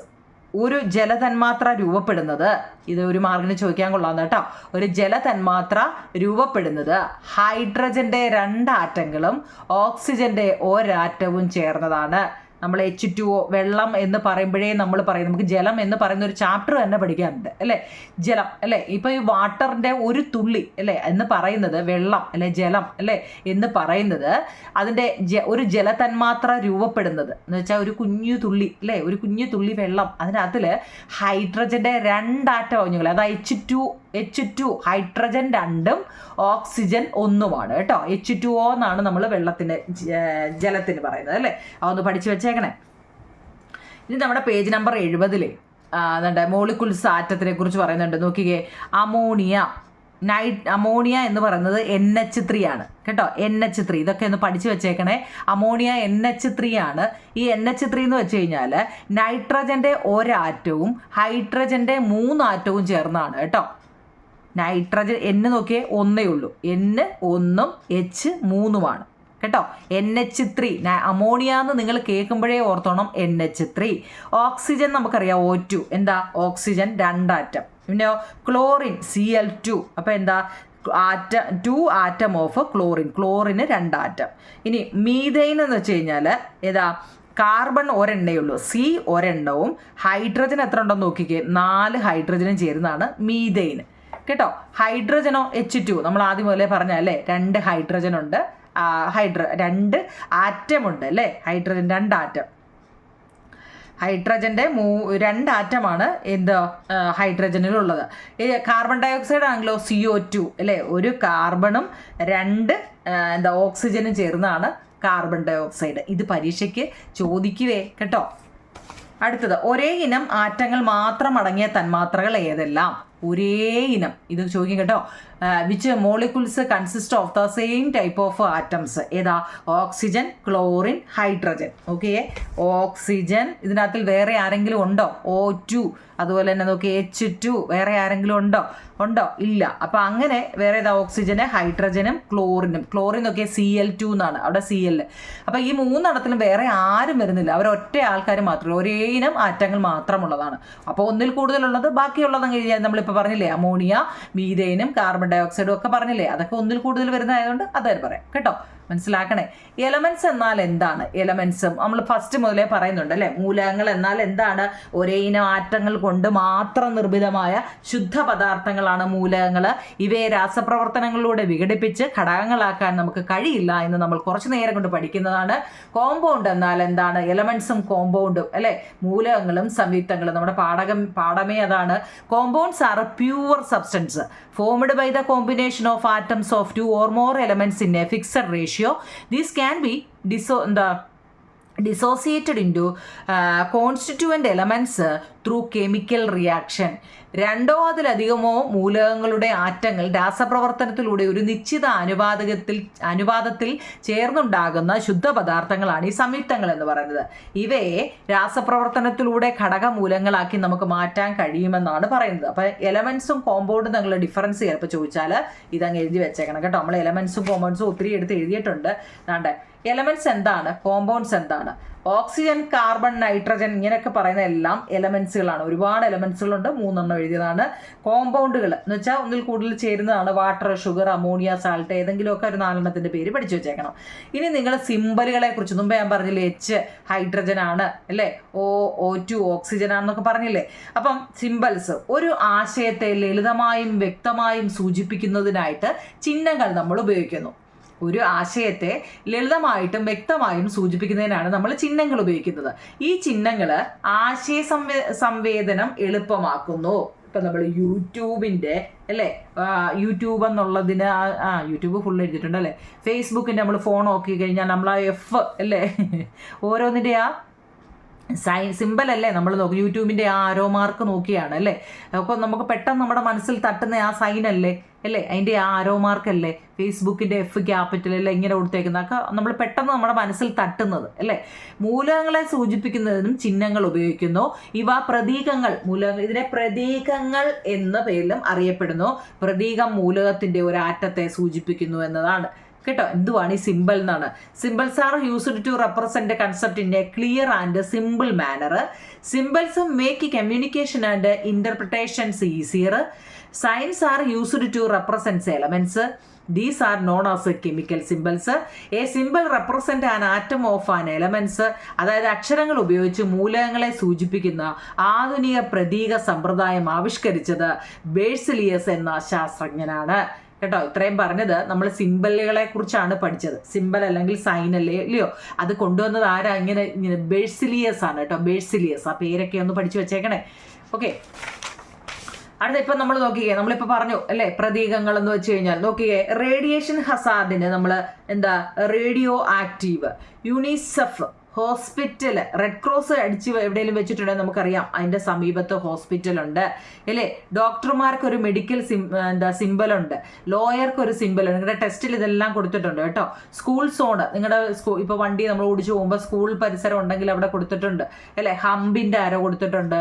പിന്നെന്താ റോഡ്, പിന്നെ എന്താ അവിടെ എന്തെങ്കിലുമൊക്കെ അല്ലേ റോഡിൽ ഇന്ത്യൻ റുപ്പിയുടെ ഇങ്ങനെയൊക്കെ കുറേ ഏതെങ്കിലും നിങ്ങൾക്ക് ഇഷ്ടമുള്ളൊരു 3 പഠിച്ചു വെച്ചാൽ കേട്ടോ. ഇനി നോക്കിയാൽ നമ്മൾ സിമ്പിൾ പഠിച്ചു. ഈ സിമ്പിളുകൾ കുറച്ച് മാത്രം ഞാൻ എഴുതിയിട്ടുണ്ട്, പ്രധാനപ്പെട്ടത് നോക്കി നിങ്ങൾ അതൊന്ന് പഠിച്ചു വെച്ചേക്കണേ. ഹൈഡ്രജന് എച്ച് ആണ്, ഹീലിയത്തിന് HE ആണ്, ലിഥിയത്തിന് LI ആണ്, ബെർലിയത്തിന് BE ആണ്, ബോറോണിന് B ആണ്, carbon C, nitrogen N, oxygen O, fluorine F, neon Ne, sodium Na, magnesium Mg, aluminium Al, silicon Si, phosphorus P. പരീക്ഷയ്ക്ക് ചിലപ്പോൾ ഇതിൻ്റെ ഇപ്പം എന്താണെന്ന് ചോദിക്കും. കെട്ട് ഇല്ലയോ, ചത്തി എത്തിയത് ഇല്ലയോ. അത് സിമ്പിളൊക്കെ ഒന്ന് പഠിച്ചു വെച്ചേക്കണേ കേട്ടോ. അപ്പോൾ അതുപോലെ തന്നെ എന്താണ് സൾഫർ കേട്ടോ. സൾഫറിന് S, പിന്നെ ക്ലോറിന് Cl, argon Ar, potassium K, calcium Ca. ഇതൊക്കെ ഒന്ന് മനസ്സിലാക്കി വെച്ചേക്കണം കേട്ടോ.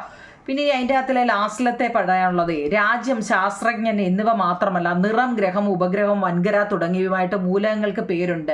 ഉണ്ടോ നിങ്ങളെ? നമ്മൾ പറയത്തില്ലേ ഐൻസ്റ്റീനിയം അല്ലേ, അദ്ദേഹം ഒരു സയൻറ്റിസ്റ്റ് ആണ് അല്ലേ. ഐൻസ്റ്റീനിയം എന്ന് പറയുന്നത് അദ്ദേഹം ഒരു സയൻറ്റിസ്റ്റിൻ്റെ പേരാണ് ഈ ഐൻസ്റ്റീൻ എന്നുള്ളത്. അതിന് ഐൻസ്റ്റീനിയത്തെ കുറിച്ചുണ്ട് പഠിക്കാൻ കേട്ടോ. അങ്ങനെ ഒരു മൂലകങ്ങളുണ്ട്. പിന്നെ കൺട്രിയുടെ ഫ്രാൻസ്, രാജ്യം ഫ്രാൻസ്, ഫ്രാൻസിയം. പിന്നെ പ്ലാനറ്റാണ് നെപ്റ്റ്യൂണിയം. പിന്നെ ഐറിസ് എന്ന ഗ്രീക്ക് വാക്കിൻ്റെ അർത്ഥം മഴവിൽ എന്നാണ്. ഐറിസ് എന്താ ഇറീഡിയം എന്ന കേട്ടോ. Greek word iris means rainbow, iridium. പിന്നെ Greek word chroma means colour എന്ന് വെച്ചാൽ chromium. Hydrogen, Greek word hydro and genes means water forming എന്ന് വെച്ചാൽ ജലരൂപീകരണം എന്ന വാക്ക് ഹൈഡ്രോജൻ. അപ്പം ഇതെങ്ങനെ പേര് കൊടുത്തൊന്നും നമ്മൾ ചിന്തിക്കത്തില്ലേ കേട്ടോ. ഇവരുമായിട്ട് ബന്ധമുണ്ട് കേട്ടോ. അങ്ങനെയുള്ള ഫ്രാൻസ്, രാജ്യം ഫ്രാൻസുമായിട്ട് ഫ്രാൻസിയം, ഇതൊക്കെ മൂലകങ്ങളുടെ പേരാണ് കേട്ടോ. ഇതിലോട്ടൊന്നും നിങ്ങൾ ഇതുവരെ കയറിയിട്ടില്ല. അതുകൊണ്ടാണ് നമുക്ക് ഒരുപാട് മൂലകങ്ങളുണ്ട് നമ്മുടെ പുസ്തകത്തിൻ്റെ അതിൽ കൊടുത്തിട്ടുണ്ട് കേട്ടോ. എലമെൻസുകളുടെ കുറേ പേര് കൊടുത്തിട്ടുണ്ട്. നമ്മളത് പഠിച്ചപ്പോൾ അതിനെക്കുറിച്ചൊക്കെ പറഞ്ഞതാണ്. ക്ലാസിഫിക്കേഷൻ ഓഫ് എലമെൻറ്റ്സ് മൊത്തം 118 അവിടെ കൊടുത്തിട്ടുണ്ട്. മൊത്തം നമുക്ക് 118 മൂലകങ്ങളാണ്. എലമെൻസുകൾ മൊത്തം എത്ര? 118 എണ്ണാവും നിങ്ങളെ. ഇവയിൽ പ്രകൃതിദത്തവും ഉണ്ട്, മനുഷ്യനിർമ്മിതമായ മൂലകങ്ങളും ഉണ്ട് കേട്ടോ. 118 elements has been discovered which include നാച്ചുറലും ഉണ്ട്, സിന്തറ്റിക്കും ഉണ്ട് കേട്ടോ. അപ്പം നമുക്ക് അതിനകത്തിൽ തന്നെ ഖരം, ദ്രാവകം, വാതകം എന്നിങ്ങനെ തിരിച്ചിട്ടുണ്ട്. ഖരമായിട്ട് വരുന്ന മൂലകങ്ങൾ ഏതൊക്കെയാ? കട്ടിയുള്ളത്, അയണും ഗോൾഡും സിൽവറും കോപ്പറും സിങ്കും ലെഡും ഒക്കെ എന്താണ്? കട്ടിയുള്ളതാണ് അല്ലേ. ലിക്വിഡായിട്ടുള്ളത് എന്താവും നിങ്ങളെ? അത് നോക്കണേ. ബ്രോമിനും മെർക്കുറിയാണ് കട്ടിയായിട്ടുള്ളത് കേട്ടോ. ബ്രോമിനും മെർക്കുറിയും. പിന്നെ ഗ്യാസ് ആയിട്ടുള്ളത് ഏതാ? 11 എലമെന്റ്സ് ആർ ഗ്യാസ്. മൊത്തം 11 എണ്ണമാണ് ഗ്യാസ് ആയിട്ടുള്ള എലമെന്റ്സുകൾ. Hydrogen, nitrogen, oxygen, fluorine, chlorine, helium, neon, argon, xenon, krypton and radon അല്ലേ. ഇതൊക്കെ എന്താണ്? നോബിൾ ഗ്യാസ് എന്നും അറിയപ്പെടുന്നു. അലസവാതകങ്ങൾ എന്നും ഇതിനെ അറിയപ്പെടുന്നുണ്ട്. ഇതിൻ്റെ ഈ ഹീലിയം മുതൽ റാഡൻ വരെ അല്ലേ, റാഡൻ വരെ അല്ലേ. ഓക്കെ, ഇതൊക്കെ നിങ്ങൾക്ക് ഇപ്പം വേണ്ട. ഹീലിയവും നിയോണും ഒക്കെ അറിയാം അല്ലേ? ഇതൊക്കെ നോബിൾ ഗ്യാസ് ആണ്, അലസവാതകങ്ങൾ എന്ന് പറയും കേട്ടോ. എളുപ്പത്തിൽ രാസപ്രവർത്തനത്തിന് ഏർപ്പെടാൻ ഇത് നിങ്ങൾക്ക് പറ്റത്തില്ല. താപനില കുറച്ച് കൂടിയാൽ സീസിയം, ഗാലിയം, റുബീഡിയം, ഫ്രാൻസിയം തുടങ്ങിയ മൂലകങ്ങൾ ദ്രാവകങ്ങളായിട്ട് അങ്ങ് മാറുമെന്നാണ് പറയുന്നത്. നമ്മുടെ മുറിയുടെ ടെമ്പറേച്ചർ, നമ്മൾ ഈ ഹോസ്പിറ്റലിൽ നിന്നൊക്കെ ചിലപ്പോൾ മരുന്ന് മേടിക്കുമ്പോൾ പറയും ഇത് നിങ്ങൾ ഫ്രീസറിൽ തന്നെ ഫ്രിഡ്ജിൽ സൂക്ഷിക്കണം. എന്താ വെച്ചാൽ അതിൻ്റെ താപനില, നമ്മുടെ മുറിയുടെ താപനില വ്യത്യാസമില്ലേ. അപ്പോൾ അതുകൊണ്ട് ചില മരുന്നുകളൊക്കെ നമ്മൾ പറയും ഇത് ഫ്രിഡ്ജിൽ സൂക്ഷിക്കണം എന്നൊക്കെ എഴുതി വെച്ചിട്ടില്ലേ കേട്ടോ. ഇനി കൃത്രിമ മൂലകങ്ങൾ ഏതൊക്കെയാണ്? കൃത്രിമമായിട്ട് മൂലകങ്ങൾ ഉണ്ടാക്കിയിട്ടുണ്ട് കേട്ടോ. ടെക്നീഷ്യം, പ്രാമീഡിയം, നെപ്റ്റ്യൂണിയം, പ്ലൂട്ടോണിയം, ഇതൊക്കെ എന്താണ്? കൃത്രിമമായിട്ടുള്ള മൂലകങ്ങളാണ് കേട്ടോ. അതുകൂടെ ഒന്ന് പഠിച്ചു വെച്ചേക്കണേ. ഇനി നോക്കിയേ, ലാവോസിയ മൂലക വർഗീകരണത്തിലുള്ള ആദ്യകാല ശ്രമങ്ങളാണ് എന്താണ്? ലാവോസിയ, ഡോബറൈനർ, വെറൈറ്റി പേരുകളാണ്. ഡോബറൈനർ ഇതൊക്കെ കേട്ടോ. ഇത് വല്ലതും മനസ്സിലാവുന്നുണ്ടോ?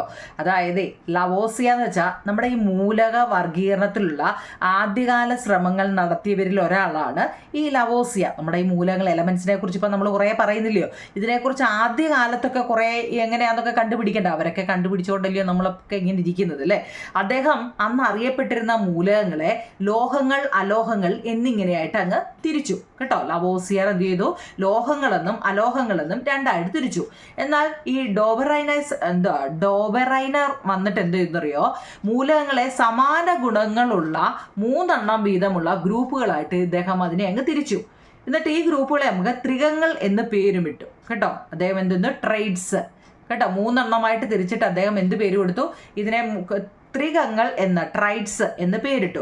ഈ ത്രികങ്ങളിൽ മധ്യത്തിലുള്ള മൂലകത്തിന്റെ അറ്റോമിക മാസ് മറ്റ് 2 മൂലകങ്ങളുടെ അറ്റോമിക മാസിന്റെ ഏകദേശ ശരാശരിയാണെന്നും അദ്ദേഹം സ്ഥാപിച്ചു. പക്ഷെ അതൊന്നും ക്ലിക്കായില്ല കേട്ടോ. അതുകൊണ്ട് നമുക്കത് പറഞ്ഞിട്ട് കാര്യമില്ല.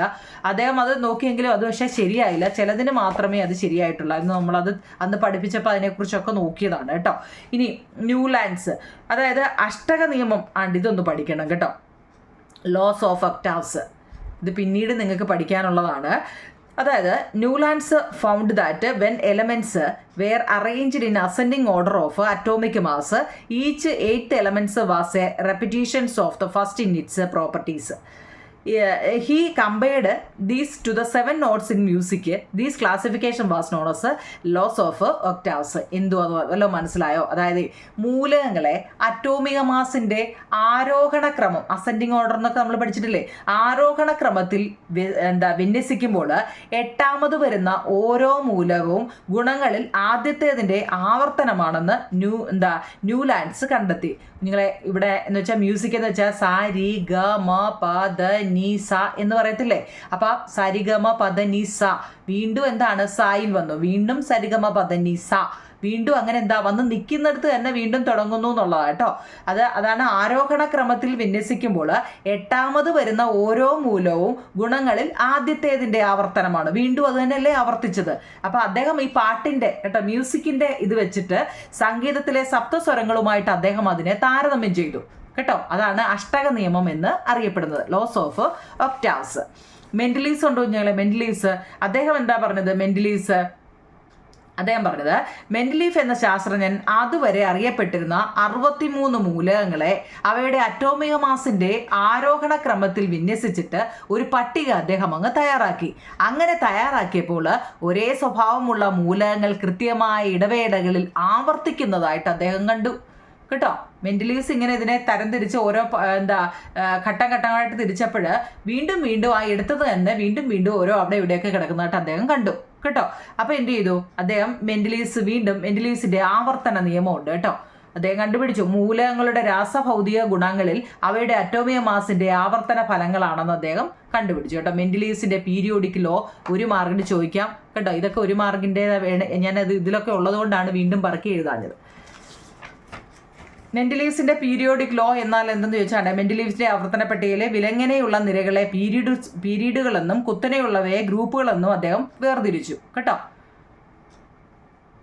പിന്നെ അത് മാത്രമല്ല, പിന്നീടും ഈ എലമെന്റ്സിനെ കുറിച്ച് ഒരുപാട് പേര് ഒരുപാട് കാര്യങ്ങൾ കണ്ടുപിടിച്ചു. ഹെൻറി മോസ്ലി വന്നു പിന്നെ പിന്നെ ആരാണ് അറ്റോമിക് നമ്പറും ഒക്കെ അദ്ദേഹം പുതിയ കണ്ടെത്തലുകളുടെ അടിസ്ഥാനത്തിൽ മൂലകങ്ങളുടെ ഗുണങ്ങൾ അറ്റോമിക നമ്പറിനെ ആശ്രയിച്ചിരിക്കുന്നുവെന്ന് നമ്മുടെ ഹെൻറി മോസ്ലി കണ്ടെത്തി. അദ്ദേഹം രൂപകൽപ്പന ചെയ്ത ആവർത്തന പട്ടികയാണ് നാം ഇന്നും നമ്മുടെ പുസ്തകത്തിനകത്തിൽ ഉപയോഗിക്കുന്നത് കേട്ടോ. ഹെൻറി മോസ്ലിയുടെയാണ് നമ്മൾ ഇന്നും നമ്മുടെ പുസ്തകത്തിൽ ഉപയോഗിച്ചുകൊണ്ടിരിക്കുന്നത്. തന്മാത്രകളുടെ രാസസൂത്രം ഒക്കെ ചോദിക്കും, നമ്മളത് ഇതിൻ്റെ കൂടെ ഇട്ടതാണ് കേട്ടോ. വേണ്ടേ ഏക അറ്റോമിയവും ദി അറ്റോമിയവും ഒക്കെ നിങ്ങൾക്ക് ഈ ചാപ്റ്ററുമായിട്ട് എന്ത് ഡൗട്ട് ഉണ്ടെങ്കിലും നമ്മുടെ ഇതിനകത്തിൽ ഇട്ടിട്ടുണ്ട് കേട്ടോ. ഏതാ നമ്മുടെ ഓരോ പാഠഭാഗമായിട്ട് ഇട്ടിട്ടുണ്ട്. നമുക്ക് ഈ എല്ലാം കൂടെ കാണിക്കേണ്ടതുകൊണ്ട് കേട്ടോ. ഇതൊക്കെ നമ്മളിങ്ങനെ നോക്കിയാൽ ചിലപ്പോൾ ഒരു പക്ഷേ നിങ്ങൾക്ക് മനസ്സിലാവത്തില്ല. നിങ്ങൾ എന്ത് ചെയ്യണം, പിന്നെ ഓരോ ചാപ്റ്റർ വെച്ച് ഞാനിപ്പോൾ നോട്ടൊന്ന് കാണിച്ചു തന്നേ ഉള്ളൂ, ചാപ്റ്റർ വെച്ച് തന്നെ എടുക്കണം കേട്ടോ. അപ്പം അടുത്ത നമ്മൾ പഠിക്കുന്നത് ലോഹങ്ങളാണ്. പഠിക്കുന്നതില്ല, ഞാനങ്ങ് പറയാം കുഞ്ഞുങ്ങളെ കേട്ടോ. ഡെഫിനിഷൻ ഓഫ് മെറ്റൽസ് കേട്ടോ. ലോഹങ്ങൾ എന്നാൽ എന്ത് എന്നുണ്ട്, ഭക്ഷണം പാകം ചെയ്യാൻ ഉപയോഗിക്കുന്ന പദാർത്ഥങ്ങൾ നിർമ്മിക്കാൻ സാധാരണയായിട്ട് എന്തെല്ലാം പദാർത്ഥങ്ങളാണ് ഞാൻ ഉപയോഗിക്കുന്നത് ഞാൻ കാണിക്കാം കേട്ടോ. കാരണം ഇത് ഒരുപാടുണ്ട്. ഇതൊക്കെ നമ്മൾ പറഞ്ഞതിൻ്റെ ബാക്കിയായിട്ടാണേ, നിങ്ങൾക്ക് വായിക്കാൻ പറ്റുമല്ലോ.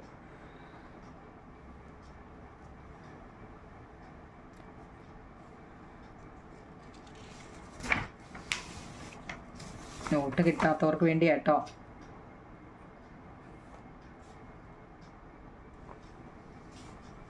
ലോഹങ്ങളുടെ മറ്റെന്തെല്ലാം സവിശേഷതകൾ മുമ്പ് നമ്മൾ പറഞ്ഞതല്ലേ. ലോഹങ്ങളുടെ സവിശേഷത കാഠിന്യം കൂടുതലാണ്, ഉയർന്ന ദ്രവനിലയാണ്, ഉയർന്ന തിളനിലയാണ്, ഉയർന്ന സാന്ദ്രതയാണ് കേട്ടോ. ഇതൊക്കെ ഇമ്പോർട്ടൻ്റ് ആണ്, ഞാൻ വായിച്ചില്ലെന്ന് വിചാരിച്ച് കേട്ടോ.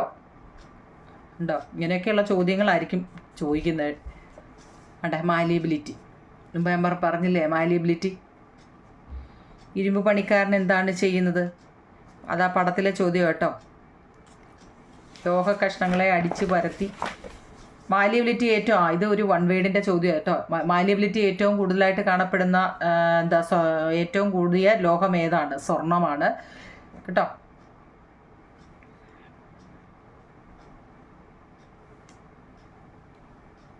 ഡക്റ്റിലിറ്റി, മാലിയബിലിറ്റി, ഡക്റ്റിലിറ്റി എന്താണ്? ലോഹങ്ങളെ വലിച്ചു നീട്ടി നേർത്ത കമ്പികളാക്കി മാറ്റി. നമ്മുടെ ഈ മാല, കമ്മൽ, വള ഇങ്ങനെയൊക്കെയുള്ള ഉണ്ടല്ലോ, കട്ടി കുറച്ച് ഉണ്ടാക്കുമല്ലോ, അങ്ങനെ മാറ്റുന്നത് ഡക്റ്റിലിറ്റിയാണ് കേട്ടോ. ഡക്റ്റിലിറ്റി.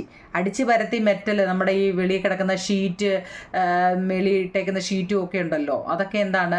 മാലിയബിലിറ്റിയാണ്. അടിച്ച് പരത്താൻ കഴിയും. ബൾബിൻ്റെ ഫിലമെൻ്റ് നിർമ്മിച്ചിരിക്കുന്നത് ഡക്റ്റിലിറ്റി വളരെ കൂടിയ ലോഹം ഏതാണ്? ലോഹങ്ങളുടെ ഡക്റ്റിലിറ്റി പ്രയോജനപ്പെടുത്തുന്ന സന്ദർഭങ്ങൾ ഏതെല്ലാമാണ്? ഇതിനകത്ത് ഒരുപാട് വൺ വേർഡ് ഉണ്ട് കേട്ടോ. വൈദ്യുത ചാലകത, ഇലക്ട്രിക്കൽ കണ്ടക്ടിവിറ്റി എന്നാൽ എന്ത്?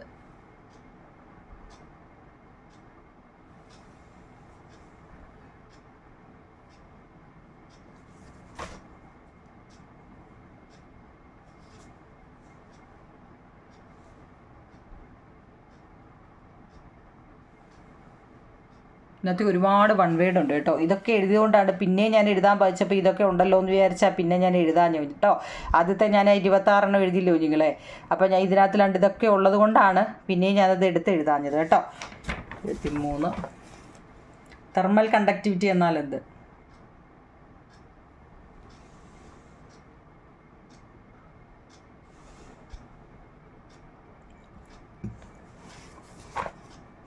സൊണോരിറ്റി മുമ്പ് നമ്മൾ പറഞ്ഞില്ലേ, മാലിയബിലിറ്റി, ഡക്റ്റിലിറ്റി, സൊണോരിറ്റി ഒക്കെ പറഞ്ഞില്ലേ. സൊണോരിറ്റി എന്ന് വെച്ച് കഴിഞ്ഞാൽ നമ്മൾ ഈ മണി അടിക്കുമല്ലോ കുഞ്ഞുങ്ങളെ, മണി ടിങ് എന്നടിക്കത്തില്ലേ, അതാ കേട്ടോ. ഉപരിതലത്തിൽ കട്ടിയുള്ള വസ്തുക്കളുണ്ട്, തട്ടുമ്പോൾ ഒരു പ്രത്യേകതരം സൗണ്ട് കേൾക്കും, അതിനെയാണ് സൊണോരിറ്റി. മെറ്റാലിക് ലസ്റ്റർ എന്നാൽ എന്താണ്? ലോഹദ്യുതി. ലോഹദ്യുതി പ്രയോജനപ്പെടുത്തുന്ന സന്ദർഭങ്ങൾ ഏതെല്ലാം? ലോഹങ്ങളുടെ മറ്റ് സവിശേഷതകൾ ഇപ്പം നമ്മൾ ഒരു വട്ടം പറഞ്ഞായിരുന്നല്ലേ. കാഠിന്യം കൂടിയത് ഏതൊക്കെയാണ്, കാഠിന്യം കുറഞ്ഞതാണ്. ഇതൊന്ന് നോക്കണേ കേട്ടോ. മുമ്പ് നമ്മൾ പറഞ്ഞതാണ്.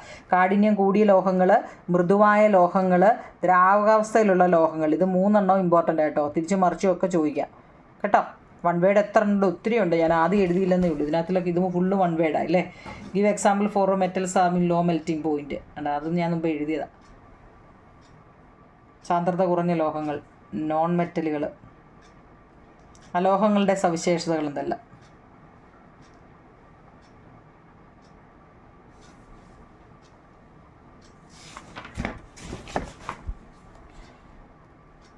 Solid, liquid, gas. അവിടെ ബ്രോമിൻ ഒരു ദ്രാവകമാണ് കേട്ടോ. സോളിഡായിട്ടുള്ളത് ഏതൊക്കെയാണ്? ദ്രാവകം, വാതകം. ടെസ്റ്റിലെ ചോദ്യം അത്.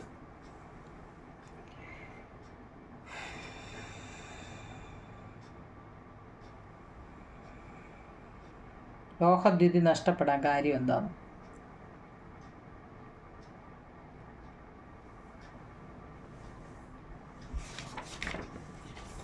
ഞാൻ വായിച്ചില്ലെന്ന് വിചാരിച്ച് എഴുതാതിരിക്കല്ലേ. മഗ്നീഷ്യം റിബൺ കത്തിച്ച് നോക്കൂ, എന്താണ് അവിടെ സംഭവിക്കുന്നത്? അണ്ട് ഇതൊക്കെ മഗ്നീഷ്യം ഓക്സിജനുമായിട്ട് ചേർന്നത് മഗ്നീഷ്യം ഓക്സൈഡ് 2Mg+O2 കേട്ടോ.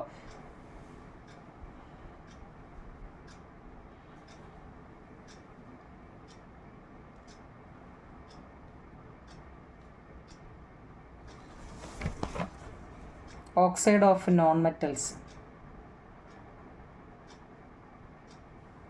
സോഡ വാട്ടർ പ്രിപ്പയർ ചെയ്യുന്നത് എങ്ങനെയാണ്? സോഡാ വെള്ളം.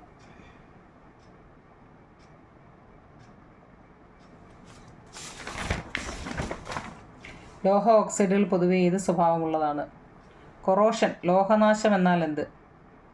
ലോഹനാശനം എന്നാൽ എന്ത്?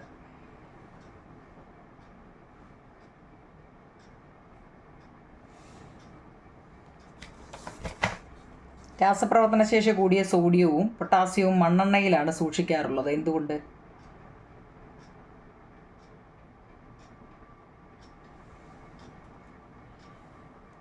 നാരങ്ങ മുറിച്ച ശേഷം നന്നായി തുടയ്ക്കാതെ വെക്കുന്ന ഇരുമ്പ് പെട്ടെന്ന് തുരുമ്പ് പിടിക്കുന്നതിന് കാരണം എന്താണ്? അച്ചാറുകൾ, തൈര് തുടങ്ങിയ പുളിരുചിയുള്ള ആഹാരപദാർത്ഥങ്ങൾ ലോഹപാത്രങ്ങളിൽ സൂക്ഷിക്കാറില്ല. കാരണം എന്താണ്?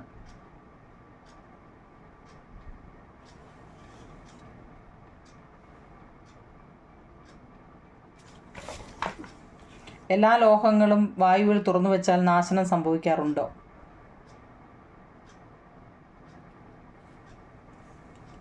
Bad effects of corrosion. വലിയൊരു ചാപ്റ്റർ ആയിരുന്നല്ലേ. Okay. Which are the method of prevent rust? ഇരുമ്പ് തുരുമ്പ് പിടിക്കാതിരിക്കാൻ എന്തെല്ലാം ചെയ്യാം? അലോയ്.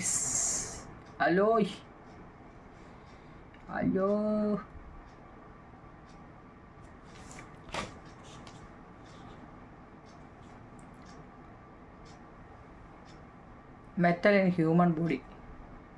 മനുഷ്യൻ്റെ ശരീരത്തുണ്ടാകുന്ന മെറ്റലുകൾ ഏതൊക്കെയാണ്? അപ്പോൾ അതേ ഉള്ളൂ നിങ്ങളെ മെറ്റലിൻ്റെ പാഠം. ഇനി ആസിഡ്, ബേസ്, അതും വലിയൊരു ചാപ്റ്ററാണ്. അതുകൂടെ നോക്കാം. ഇത് സ്പീഡിലാണ് കാണിക്കാം കേട്ടോ. ഇത് ഒരു എഴുതിയെടുത്ത് നമ്മൾ കുറേ ഒന്ന് രണ്ട് വട്ടം എഴുതിയെടുത്തതാണ്. അതുകൊണ്ട് ഇതൊരു എക്സ്പെരിമെൻ്റാണ് കേട്ടോ. സമാധാനത്തെ ആൻഡ് എക്സ്പെരിമെൻ്റ് പരീക്ഷയ്ക്ക് ഈ കെമിസ്ട്രി എന്ന് കേൾക്കുമ്പോഴേ എക്സ്പെരിമെൻ്റാണ്.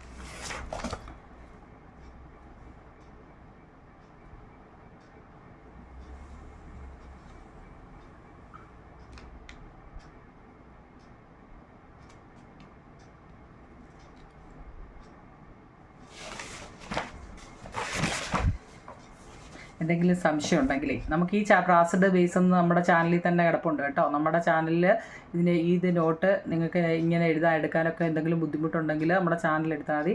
അപ്പം അങ്ങനെ ഇത് കിടപ്പുണ്ട്.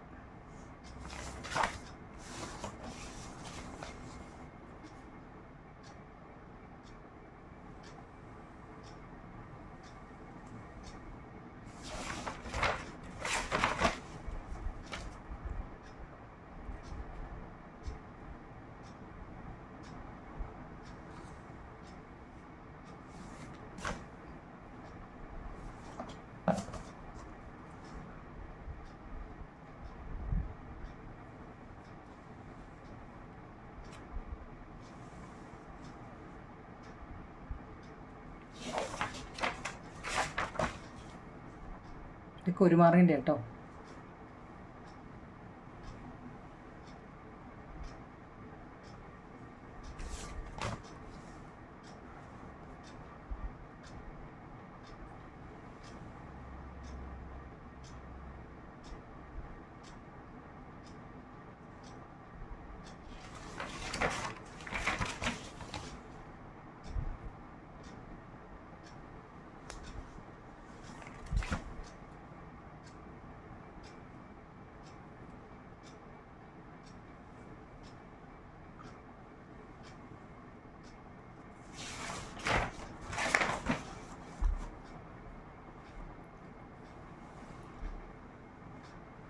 എക്സ്പെരിമെൻ്റ് കൂടുതലും കേട്ടോ. എല്ലാം ഇംഗ്ലീഷും മലയാളത്തിലും ഉണ്ട്. നിങ്ങൾ സമാധാനത്തെ ഇരുന്ന് നിങ്ങളിപ്പോൾ ഒരു ദിവസം കൊണ്ട് ഇപ്പോൾ ഈ 4 ചാപ്റ്ററൂടെ പഠിക്കത്തില്ലല്ലോ.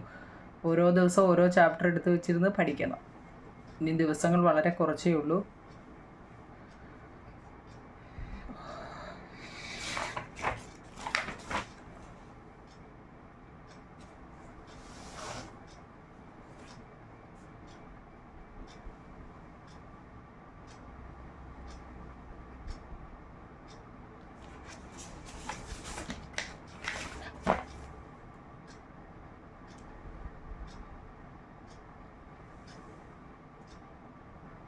ഞാൻ എഴുതി വെച്ചേക്കുന്നതിൽ കൂടുതലും വൺ വേർഡാണ് കേട്ടോ.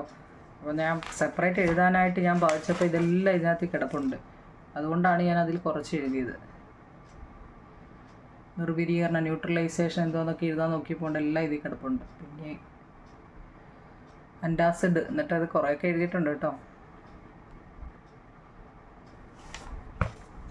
pH വാല്യൂവിനെ കുറിച്ച് സെപ്പറേറ്റ് ഉണ്ട്, ടെസ്റ്റിൽ ചെയ്യാം.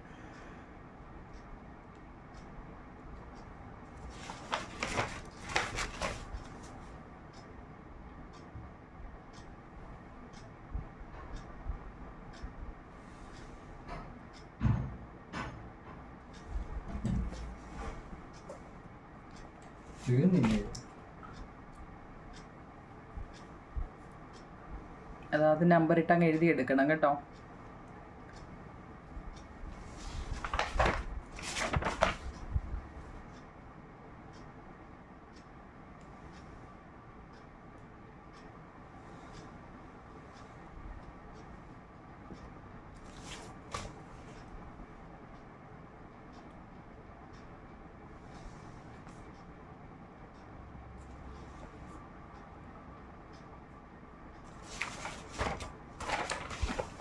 ഈ വാട്ടർ എന്നുള്ള പാഠം നിങ്ങൾ സെപ്പറേറ്റ് ഞാൻ ഇട്ടിട്ടുണ്ട് നിങ്ങൾ കേട്ടോ. വാട്ടറിൻ്റെ പാഠം ഞാൻ കുറച്ച് നോട്ട് നമ്മുടെ ചാനലിൽ വാട്ടർ എന്നുള്ള ഇട്ടിട്ടുണ്ട്. നിങ്ങൾ അതിനകത്ത് കയറി നോക്കുക. അപ്പോൾ പറഞ്ഞ് ഇതിപ്പോൾ ഞാൻ വായിച്ച് തന്നില്ലല്ലോ. അപ്പം നിങ്ങളത് വായിച്ചത് കൂടെ കേൾക്കുമ്പോൾ പെട്ടെന്ന് മനസ്സിലാവും കേട്ടോ.